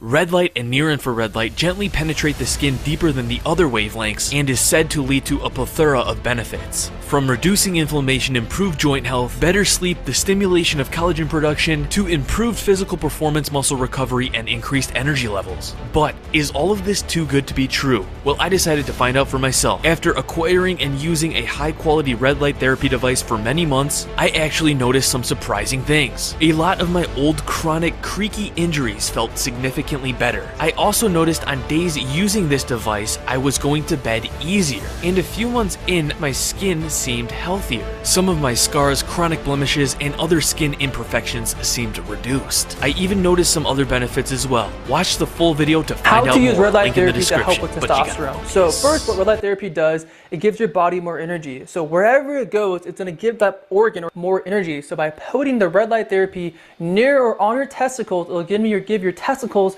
more energy to actually produce semen and testosterone. And then to enhance this, what I like to do is to use cold therapy on my testicles before the red light, because that will push away a lot of the blood, allowing the red light to actually penetrate the organ deeper, and at the same time allow for a deeper penetration of the red light therapy to maximize testosterone from red light therapy. Talking about the benefits of it. This is a famous neuroscientist. Listen to what he says about it. People with fibromyalgia, which is this whole body pain, are now starting to use red light therapies. Now, I asked Kelly and others and some experts in pain, what are your thoughts on this red light therapy for things like fibromyalgia and pain, especially red light local therapy? Their idea, and I don't think this is a field that's progressed far enough now to really place any firm conclusions on, but the idea is that red light therapy locally may have some effect, but the systemic red light therapy, this is like wearing protection to the eyes in some cases, so not for the treatment of macular degeneration, but wearing protection to the eyes and getting very bright light red light therapy, in many ways may be, to use Kelly's words, approximating the effects of nature. These are like surrogate technologies for getting outside in the sunshine. When you're in the sun, it might not look red, but there are a lot of red wavelengths so coming toward you. What he's saying is all of this red light therapy is just what they said, surrogating the effects of the sun. So it's just imitating what you could get from just being out in the sun. And we now know from what Sahu showed us what times to be out in the sun. So sunrise and sunset, that's red light therapy. So you could either get these devices that cost £1,000 and heal your body with these expensive devices, or get out in the sun, sunrise, sunset. And like Sahu mentioned, when you get out in the sun and sunrise in the morning, the infrared light that your body's absorbing through your eyes is preparing your body for the ultraviolet radiation, which is what the sun emits between 10 or noon to evening. So anyone, whether you're Black, white, Indian, it doesn't matter, anyone who has an issue with ultraviolet radiation, you want to be getting out in the sun in the morning. So it prepares your skin for exposure in the afternoon. And then the ultraviolet radiation, this is the amazing thing about the sun, the ultraviolet radiation during the afternoon then prepares your skin and your cells for the infrared light in the evening. And then the infrared light in the evening produces the melatonin. And this is, again, why I feel like the information that these people are sharing is so powerful, but they kind of miss the point. The reason why infrared light is so powerful is because of its effect on melatonin. And both Sahu and Christos touched on this.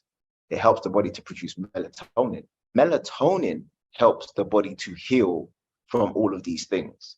Melatonin repairs DNA, repairs damaged cells. So they're thinking it's the infrared light, when really infrared light is just activating the thing that heals the body, which is the melatonin. Benefits of using red light at night. Enhances neurotransmitters and hormone systems and on, and improves your sleep at night. And along those lines, some of you may notice that there's kind of a red light tint in the room here. I've recently shifted over to using red light in the evening, and it's not any red light of an expensive variety. It's simply red light bulbs. I think they call them party lights, that you can find relatively inexpensively online. The data show that that red light tint really does reduce the amount of cortisol release in the evening, and it certainly can ease the transition into sleep and improve sleep at night.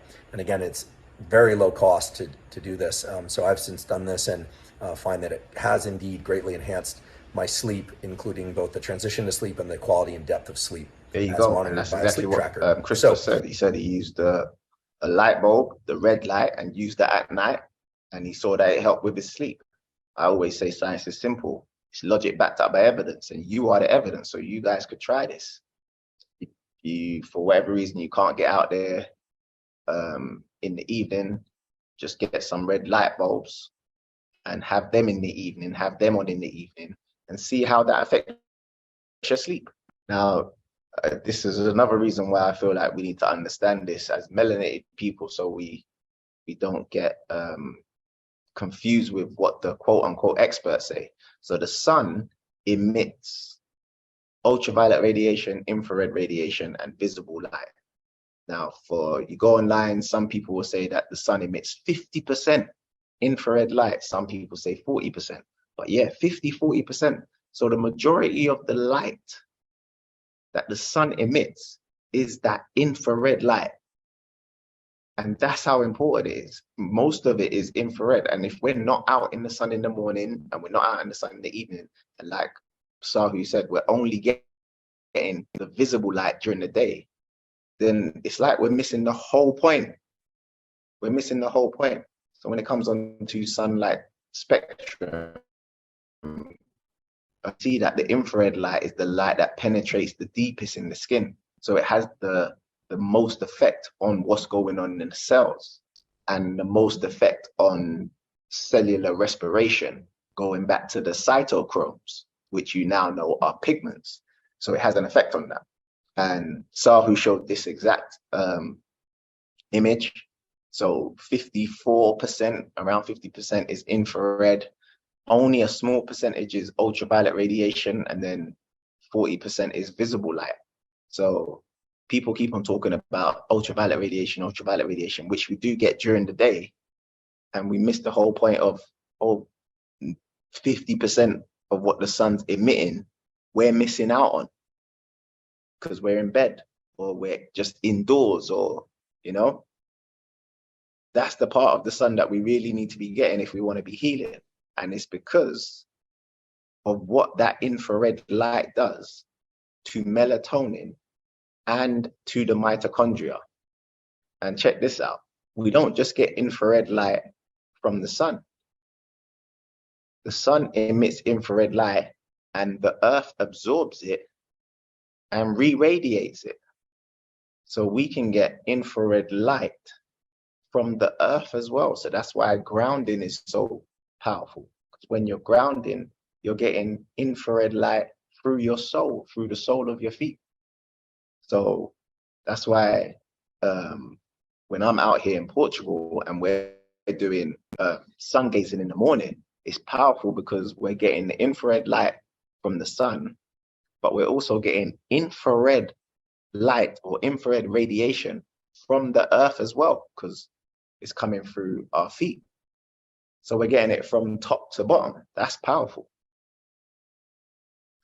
And we mentioned this at the start, I believe light is information. So when we're getting this infrared light, it is information that our cells utilize in a way where it can do stuff internally.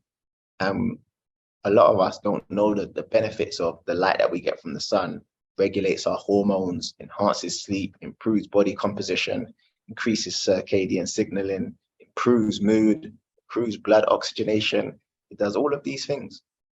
Direct effect on cellular energy production in the mitochondria via the water. These are the things that it does. Light. Now that last one is very important. Light affects cellular energy production via the water, because all of this energy production happens in water. So again, when we hear these experts talk, I feel like they miss the big point, which is all of this is happening in water. So when we look at the light that the sun is emitting, the sun emits the infrared, the visible, and ultraviolet radiation. We know this from the electromagnetic spectrum, which is all of the light frequencies known to man. And we got the low light frequencies on the left and the higher light frequencies on the right.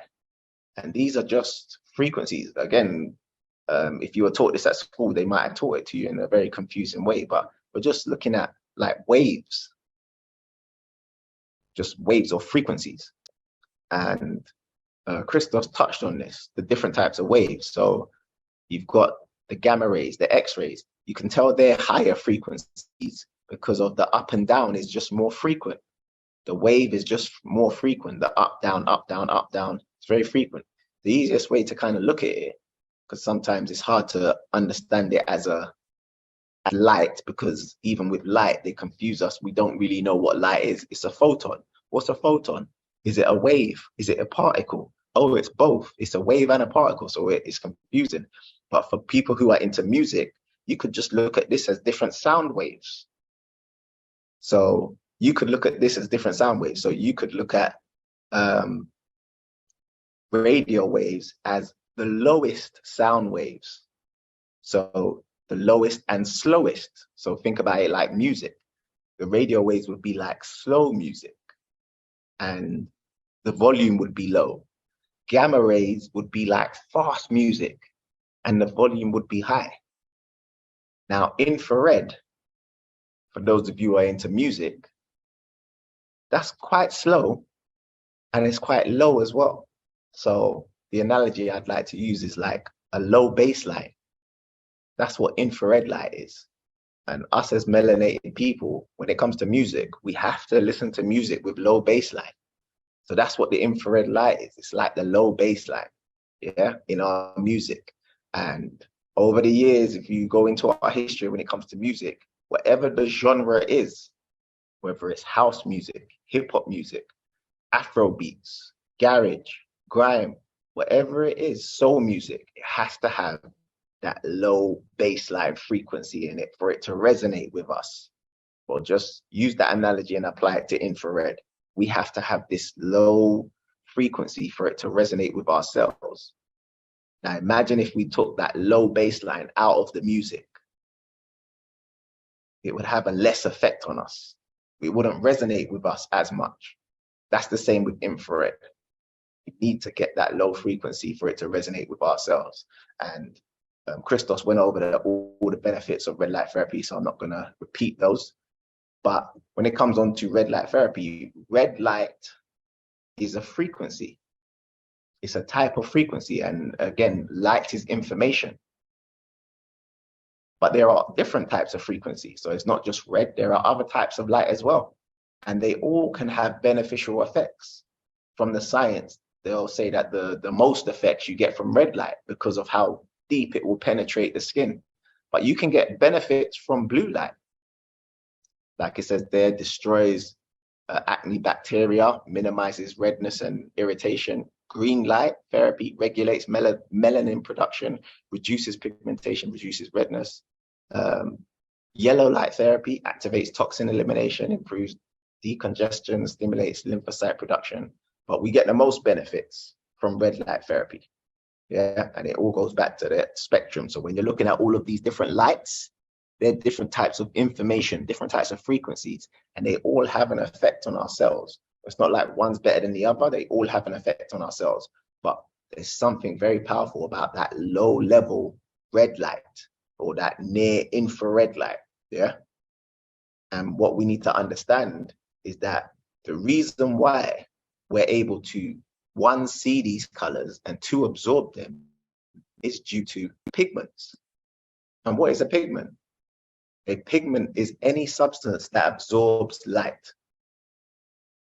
The color of the pigment comes from the wavelengths of light that are reflected, or in other words, those wavelengths that are not absorbed. Chlorophyll is the green pigment common to all photosynthetic cells, and it absorbs all wavelengths of visible light except green, which it reflects.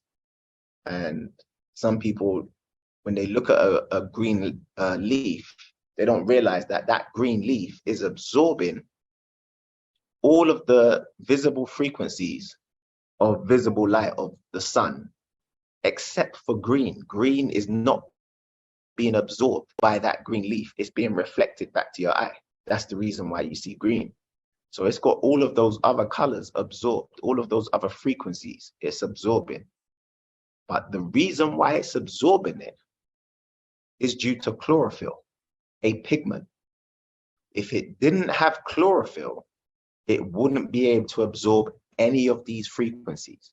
And we all know that when the green pigment, the green leaf absorbs absorbs sunlight, there's a chemical reaction that happens inside of the plant cell, inside of the leaf.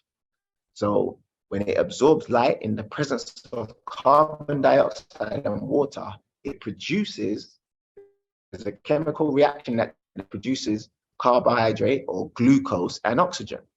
So with light and pigment comes a chemical reaction that produces products, light, pigment, and the pigment becomes the interface between the sunlight and what's happening inside of the cell. And what happens inside of the cell happens inside of water. So that means the pigment becomes the interface between light and water. And even if you go back in ancient times, they'll all say that, life is all about light and water, light and water. Well, the pigment is the interface between that. So when it comes onto red, we know that that red thing, the reason why we see red is because it's absorbing frequencies, light frequencies, except for red. So there's a pigment, it's called lycopene, that allows it to absorb those frequencies and reflect red. So that's a pigment, lycopene. There's a pigment called anthocyanin that's in blueberries that allows us to see it as blue. These are all pigments. This is the elephant in the room in science that they don't like to talk about. It is pigments that are allowing all of this to happen. Now, when there are no pigments, nothing can be absorbed. Therefore, nothing can take place within that cell or within that plant or within that organism. So that's when everything gets reflected, when there is no pigment. Yeah. When everything is getting absorbed, that's when we get black. And that pigment, as we all know, that can absorb all the visible light frequencies is melanin. And this is the reason why when we listen to all of these, experts talk about this stuff, red light therapy and all this stuff, they never mention that it's the pigments that are doing the work. It's the pigments. Cytochrome is a pigment. It absorbs light and then transfers electrons. Yeah. And there are different types of melanin. Eumelanin, pheomelanin are the two main skin types, but it's the eumelanin, the black and brown, that is able to absorb all of the visible light frequencies. And it's very interesting that melatonin is produced at night. However, melanin is at any time it gets infrared light, and infrared light, it gets it in the morning and evening. So infrared light in the morning will activate melatonin through the eye, and infrared light in the evening will activate melatonin to get released in the blood. And then melatonin starts an effect. Melatonin helps to heal cells in the body. Melatonin helps to repair DNA, and melatonin helps to produce melanin. This is the reason why they will never talk about pigments in science, because it goes back to the elephant in the room. It will always go back to melanin. These things are pigments. Pigments do all the work. And look how important pigments are in biology. I mentioned this in my book. Pigments, they so don't want to talk about pigments that in biology, all of the things that do things, they'll rename them. So instead of calling it a pigment, look at all of these names that are associated with pigment. What we need to understand is when you see chrome in science, the root word chrome means color. And the only way we can see color is due to pigments. That's the reason why we see the color green, so see the color red, we see the color purple, we see the color blue. The blue is because of pigments. So check this out. When you start to break down all of these words in biology, you realize it's all to do with pigments. Chromosome. What's a chromosome? A long DNA molecule with part or all of its genetic material of an organism. Chromosome, that's our DNA. Those are pigments. A chromatid, one half of a duplicated chromosome. That's a pigment. Chromocyte. Chromo means color. Cyte means cell. A pigmented anatomical cell. Cytochrome, which is just chromocyte reversed, is literally the same thing. Cyto means cell. Chrome means color. Cytochrome. Pigmented cell. Chromoblast is an embryonic cell that develops into a pigment cell. You got chromaffins, those are neurohormones. Chromophore, Sahu mentioned this in his presentation. Chromophores is what absorbs the infrared radiation, a part of the molecule that absorbs light at a specific frequency. Those are chromophores. Those are pigments. When you have chromatophores as well, all of this is pigments. It's all pigments. And why is it important to understand this? Because when they say infrared light helps to produce ATP, this is correct, but they tell us that ATP produces the energy in the cell. Now, cellular respiration is this what you're looking at here, where the mitochondria has to absorb light through the cytochromes, then the cytochromes start to transport electrons, and then the byproduct, the product that it produces is ATP, and the byproduct of cellular respiration is carbon dioxide and water. As we all know, we breathe out carbon dioxide, so that's like a byproduct of cellular respiration. But here's what they don't tell us. If ATP is the energy of the cell, then how does the cell perform cellular respiration? How does it use ATP to produce ATP? If they're telling us that ATP, which is the byproduct, or not the byproduct, the end product of cellular respiration requires energy. So what is the energy that the cell uses to produce ATP? That energy is from light being absorbed by pigments and then having an effect on water. That light, that energy is actually what's happening in the water. And in cellular respiration, they'll tell us that water is a byproduct. Yeah, they'll tell us that water is a byproduct of cellular respiration. I'm here to tell you that water is the main product. It's not the byproduct. It's the main product of cellular respiration, because all cellular activity happens in water. Without the water, we can't live. So they'll tell us that water is a byproduct when water is the main product that we need. And the reason why we need that is because infrared light structures water. And structuring water just means it electrifies it. That's where we get our energy from. So they miss the point. They make us focus on ATP when we really should be focusing on water. And this is how they confuse us. They name these things different things, so we take it away from pigments and water. Chrome means color. Color means light. In science, chrome means color, color means light. And light is synonymous with information. So we get the light from the sun, and the pigment absorbs this information and kind of translates this information inside of the water. So all of this, in order for us to really interact with the electromagnetic spectrum, it's all due to pigments and water. It's all due to pigments and water. And we're able to absorb all of these lights, all of these colors because of pigments. And not only can we absorb them, we can emit them as well. So just like the earth can absorb infrared light and then emit infrared light, we do the same. We absorb these lights and then we emit them. Yeah. And that's where the term aura comes from. People have an aura about them. They're emitting light. Every atom can emit light. And we focus on the red, but every single one of these lights has an effect on us.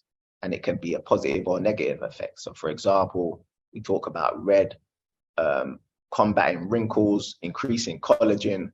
Purple is good for cellular rejuvenation. Blue is good for anti-acne and teeth whitening.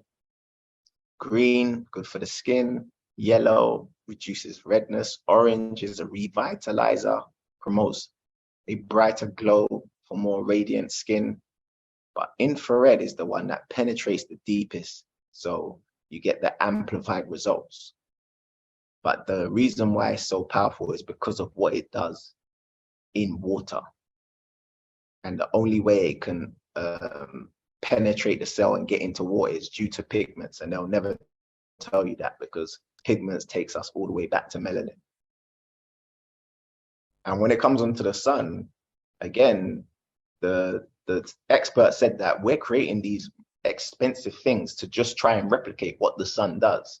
Now, why don't we just get it from the sun then? If we get all of these benefits from infrared light, visible light, ultraviolet light, why don't we just get all of these benefits from the sun? The reason is because of all the propaganda around the sun. We've been taught to fear the sun. Sunlight reduces the size of internal cancerous tumors. I thought sun causes cancer. Well, Everybody says stay out of the sun because it causes cancer. That's right. They did a study at Baylor University where they took 2 groups of experimental animals. They gave one the standard American diet, which is terrible. They gave the other one a highly nutritious diet. Then they exposed both groups of animals to the ultraviolet rays of the sun. In the group on the standard American diet, 25% got skin cancer. In the group on the highly nutritious diet, not one animal got skin cancer. It's the way we're eating. Skin cancer is a relatively new phenomenon in the last 60 years or so, and yet our ancestors for hundreds of years have been living outdoors, working outdoors, and they didn't get skin cancer. Because of all the propaganda, we don't even realize we can get all of these benefits from just being out in the sun, doing sun gazing in the morning, sunrise, doing sun gazing in the evening, sunset, being out in the sun for a little bit during, the hottest period or when the ultraviolet radiation is at its highest. We could be getting these healing powers, but because we're so scared of the sun, there's so much sun propaganda.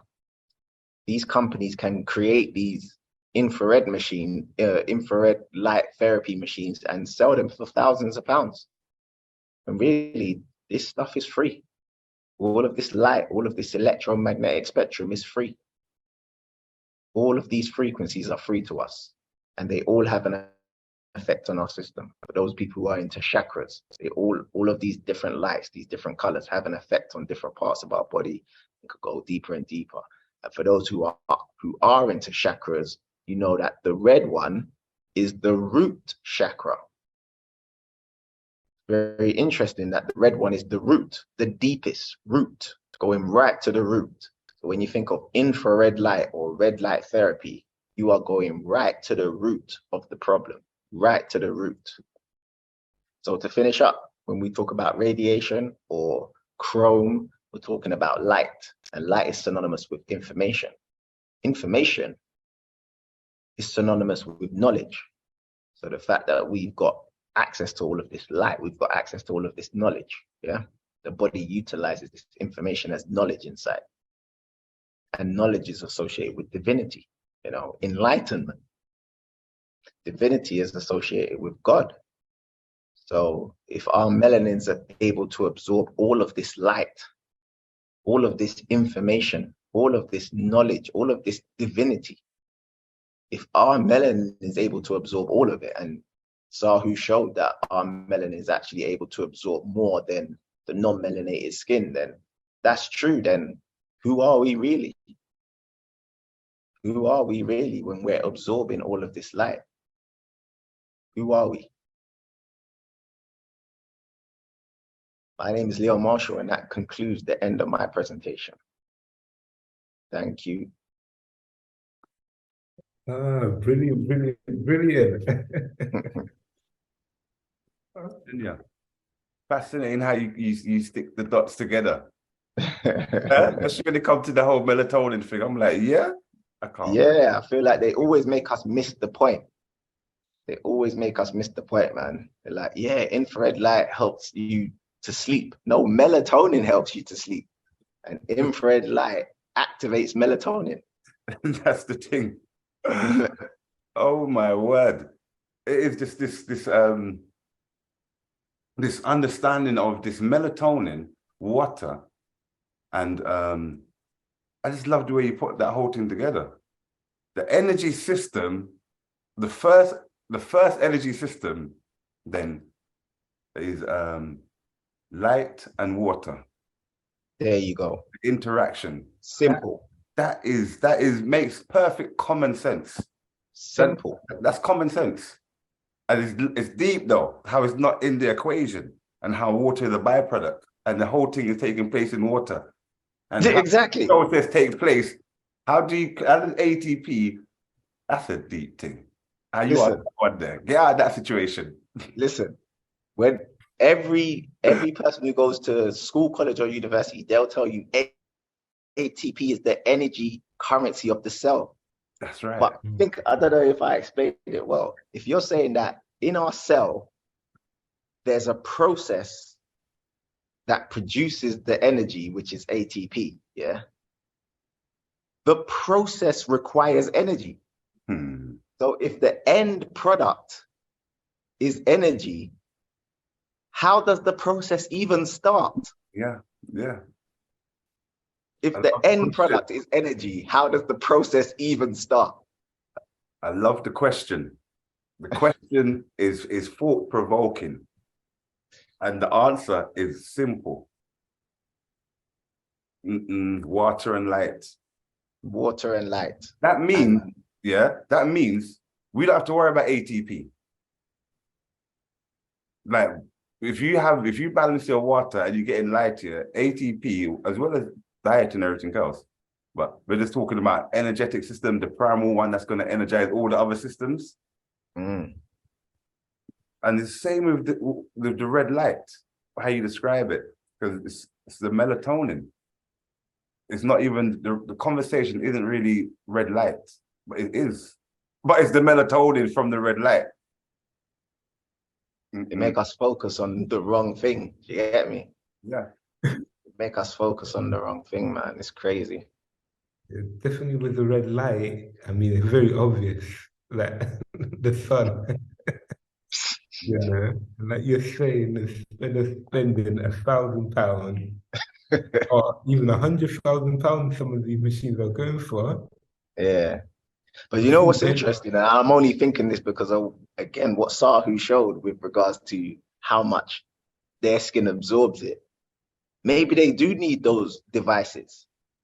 Because even if they do go out in the sun, their skin's not going to absorb it as much. Does that make sense? Yeah. Maybe they actually do need those devices. And because I was wondering if the dose that the one you were showing, the guy who was saying he was sitting in front of the infrared light, and he was doing it for several months. I'm wondering the dose he was doing.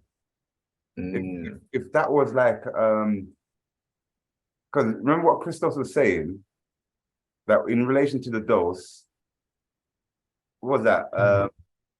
Every day. What did you say again, Christos?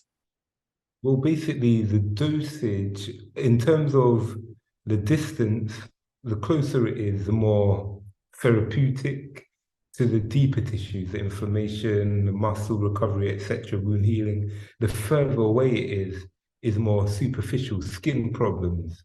And he demonstrated, you saw how close he was sitting to the thing, innit? You saw how close he was sitting to it. So he definitely wanted some healing going on there. And that would be, at least what, 20 minutes a day? Well, that's what the research shows. It says something like 20, 30 minutes a day. But, I think it's one of those things where if you follow nature, it's going to give you a different time scale. When we think of it, like in the therapeutic world, everything's always blocked by chunks of 30 or chunks of an hour. And that's basically just going on with modern man and their chronological way of thinking. So who really knows? It's probably like, am I still there? Yeah, you're there, Christoph.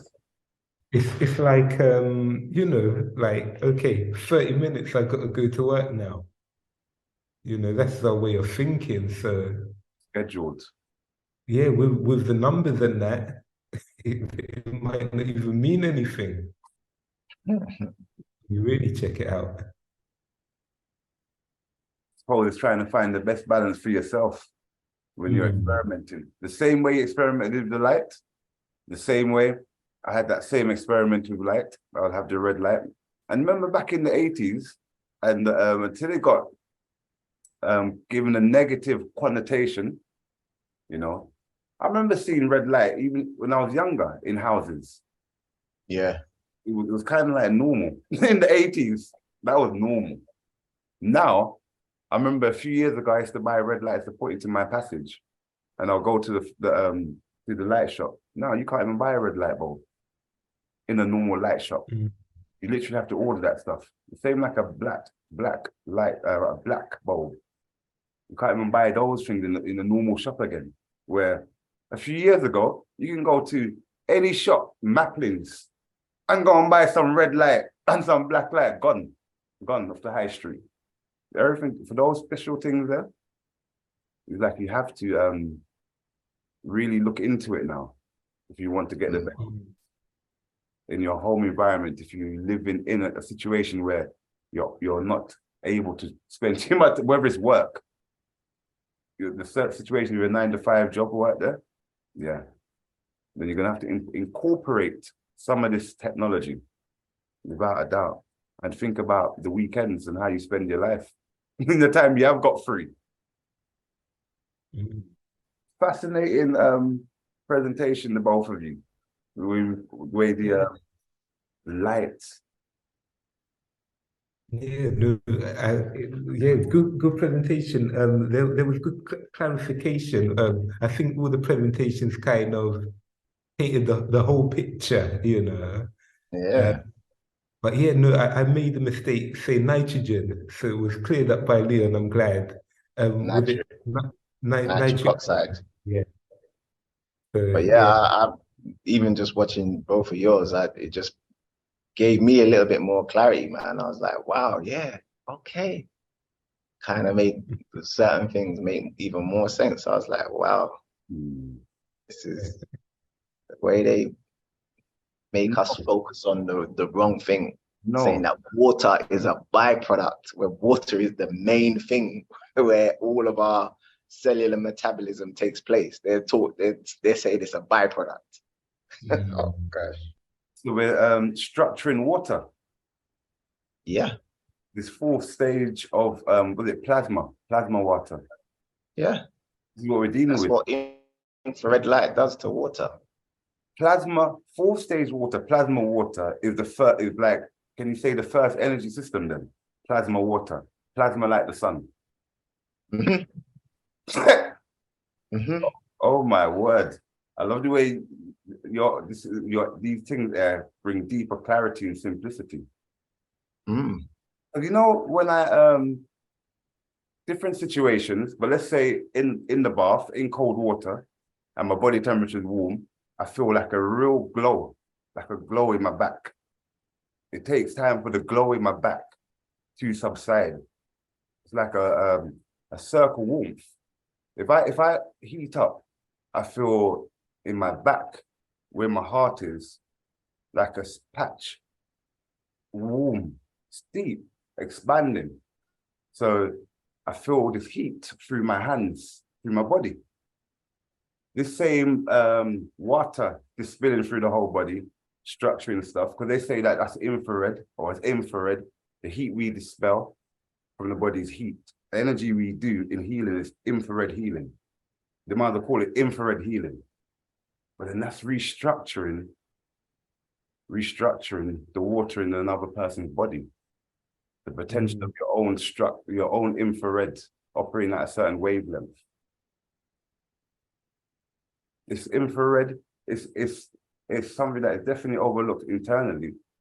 But you guys experience this similar heat. I mean, what in the treating?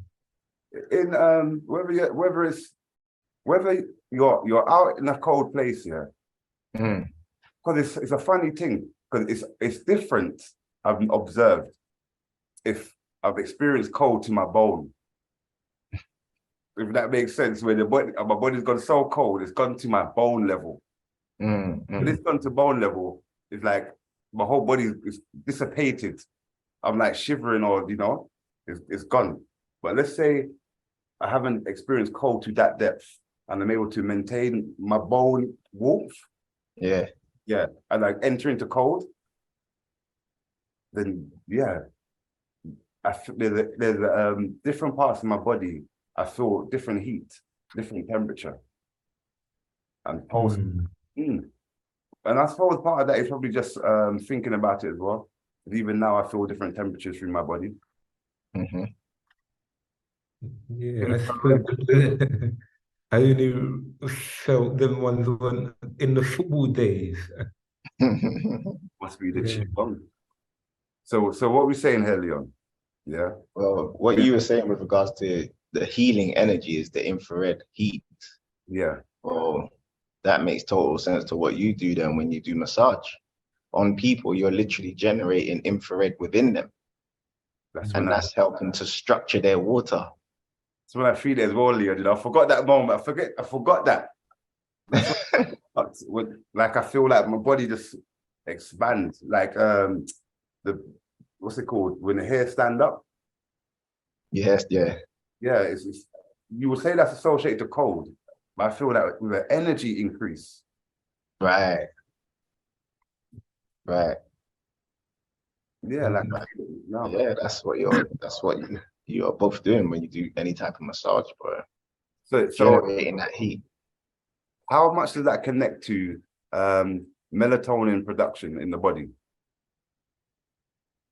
I'll swing that one back for a moment. Yeah, so that one's interesting because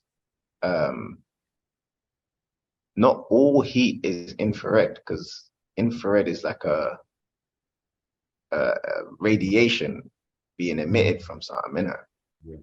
So just off the top of my head, I think that it's only infrared light from the sun that activates the melatonin. I could be wrong.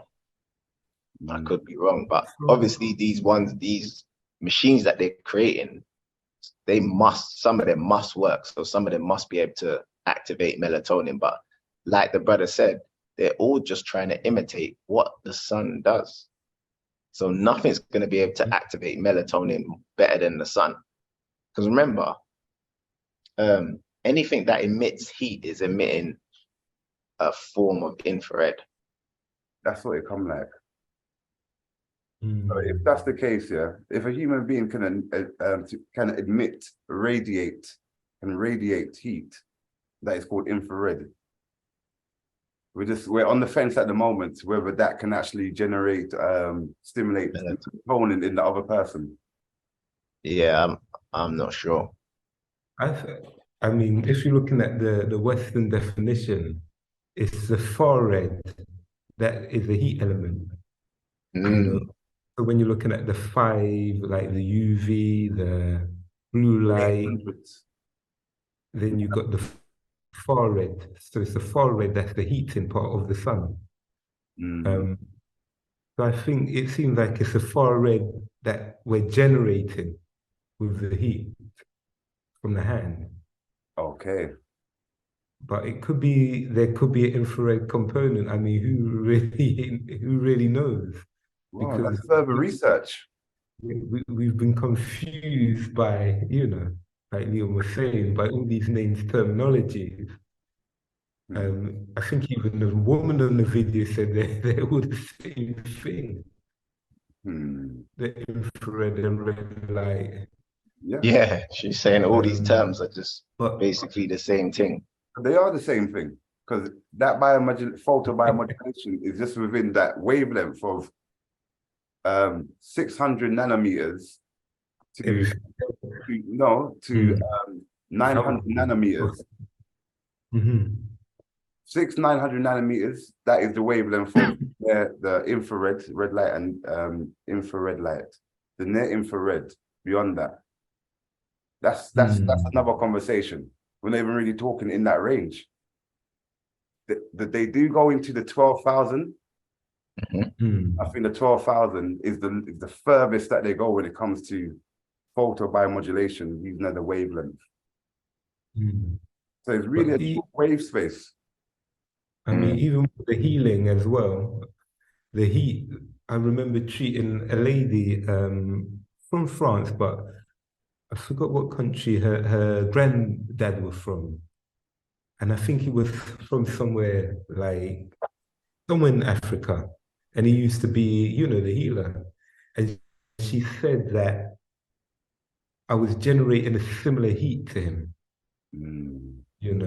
And she said, okay, it wasn't the same heat because I don't know what he was doing, but it seemed that his heat was definitely a more potent, let's just say that. But still, she was surprised to find that there was that similar feeling of the heat experienced here, And there's definitely that component to the hot hands or the internal body being able to generate the heat that causes that healing effect.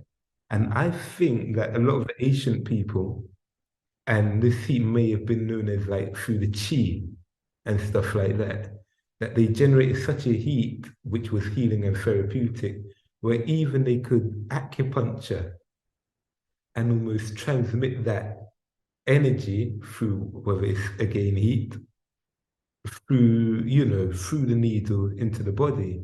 And just remember that Chinese man who was able to do amazing things, even generate, the fire, he heat up that tissue paper, so there's definitely something with that heat element on that same spectrum, because I think further down the spectrum, was it something like you got the radiator, when you're looking at the image, yeah, it is that radiator. So, let me just quickly show you, just everyone to remind everyone. But yeah, you see, you got that the ultraviolet, then going through the colors, you're getting that red. And then again, yeah, it is that infrared. That's who was saying. Infrared, just like the sauna, get some heat and sweat. Right, I think we're gonna come to the end of our presentation tonight.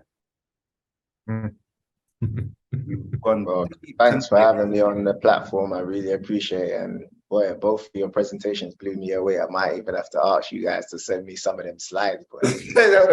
Powerful stuff in there, boy. I tell ya. Oh man. Researching these topics just take you down a rabbit hole of confusion and self-realization. All in the same moment. It's like trying to go through it all. Yeah, it's beautiful to have the two of you and reason through this stuff here. Yeah, man. With the masters here. Can't wait for the next one, I tell you. Yeah, in next month. Well, well, we're definitely gonna have to do darkness on the 21st around that time. Oh, in December. and I was thinking when Leon was talking as well, that we're gonna have to swap out one of these presentations and do one on water therapy, because it's like water is like, oh man, hydrotherapy. Like we're missing the whole point when we don't talk about water, boy. You know what I'm saying? The whole point. The whole point, light and water. and then we did talk about everything else except for the thing which is of most importance. And when I was listening, I was thinking, you know what? Boy, we're gonna have to do water therapy. I'm telling you, that's gonna be a really important. There's so much stuff in that. So much healing research done. Oh man. Anyway, now just open up a whole nother world right now. If we start talking. Yeah. But thank you, But everyone. yeah, thank you. And I hope the people that watch this, whether they watched it live or they're watching it on the replay, I hope they understand, you know, that infrared light is very powerful, but the reason why it's powerful is because of what it does to water. It's extremely powerful. If the cell doesn't have water in it, doesn't matter about infrared light, nothing's gonna go on. Yeah, that's right. And what causes the chemical reaction in water is due to pigments absorbing the infrared light. So it's light and water, and the interface between light and water is pigments, or how they like to call it, cytochromes, and all these confusing words. The Trinity, you know, the tree. Yeah, that's it. Trinity of creation. They talk about the Trinity of creation. This must have been the Trinity of creation. The tree you just mentioned there. You said it so effortlessly. The most profound and powerful information is said, and they just go in and out. But that tree you just mentioned there, you know, I've got a new lease of realization into it. Awoken a different part of me discussing these trees. All right, everybody. Yes, I give thanks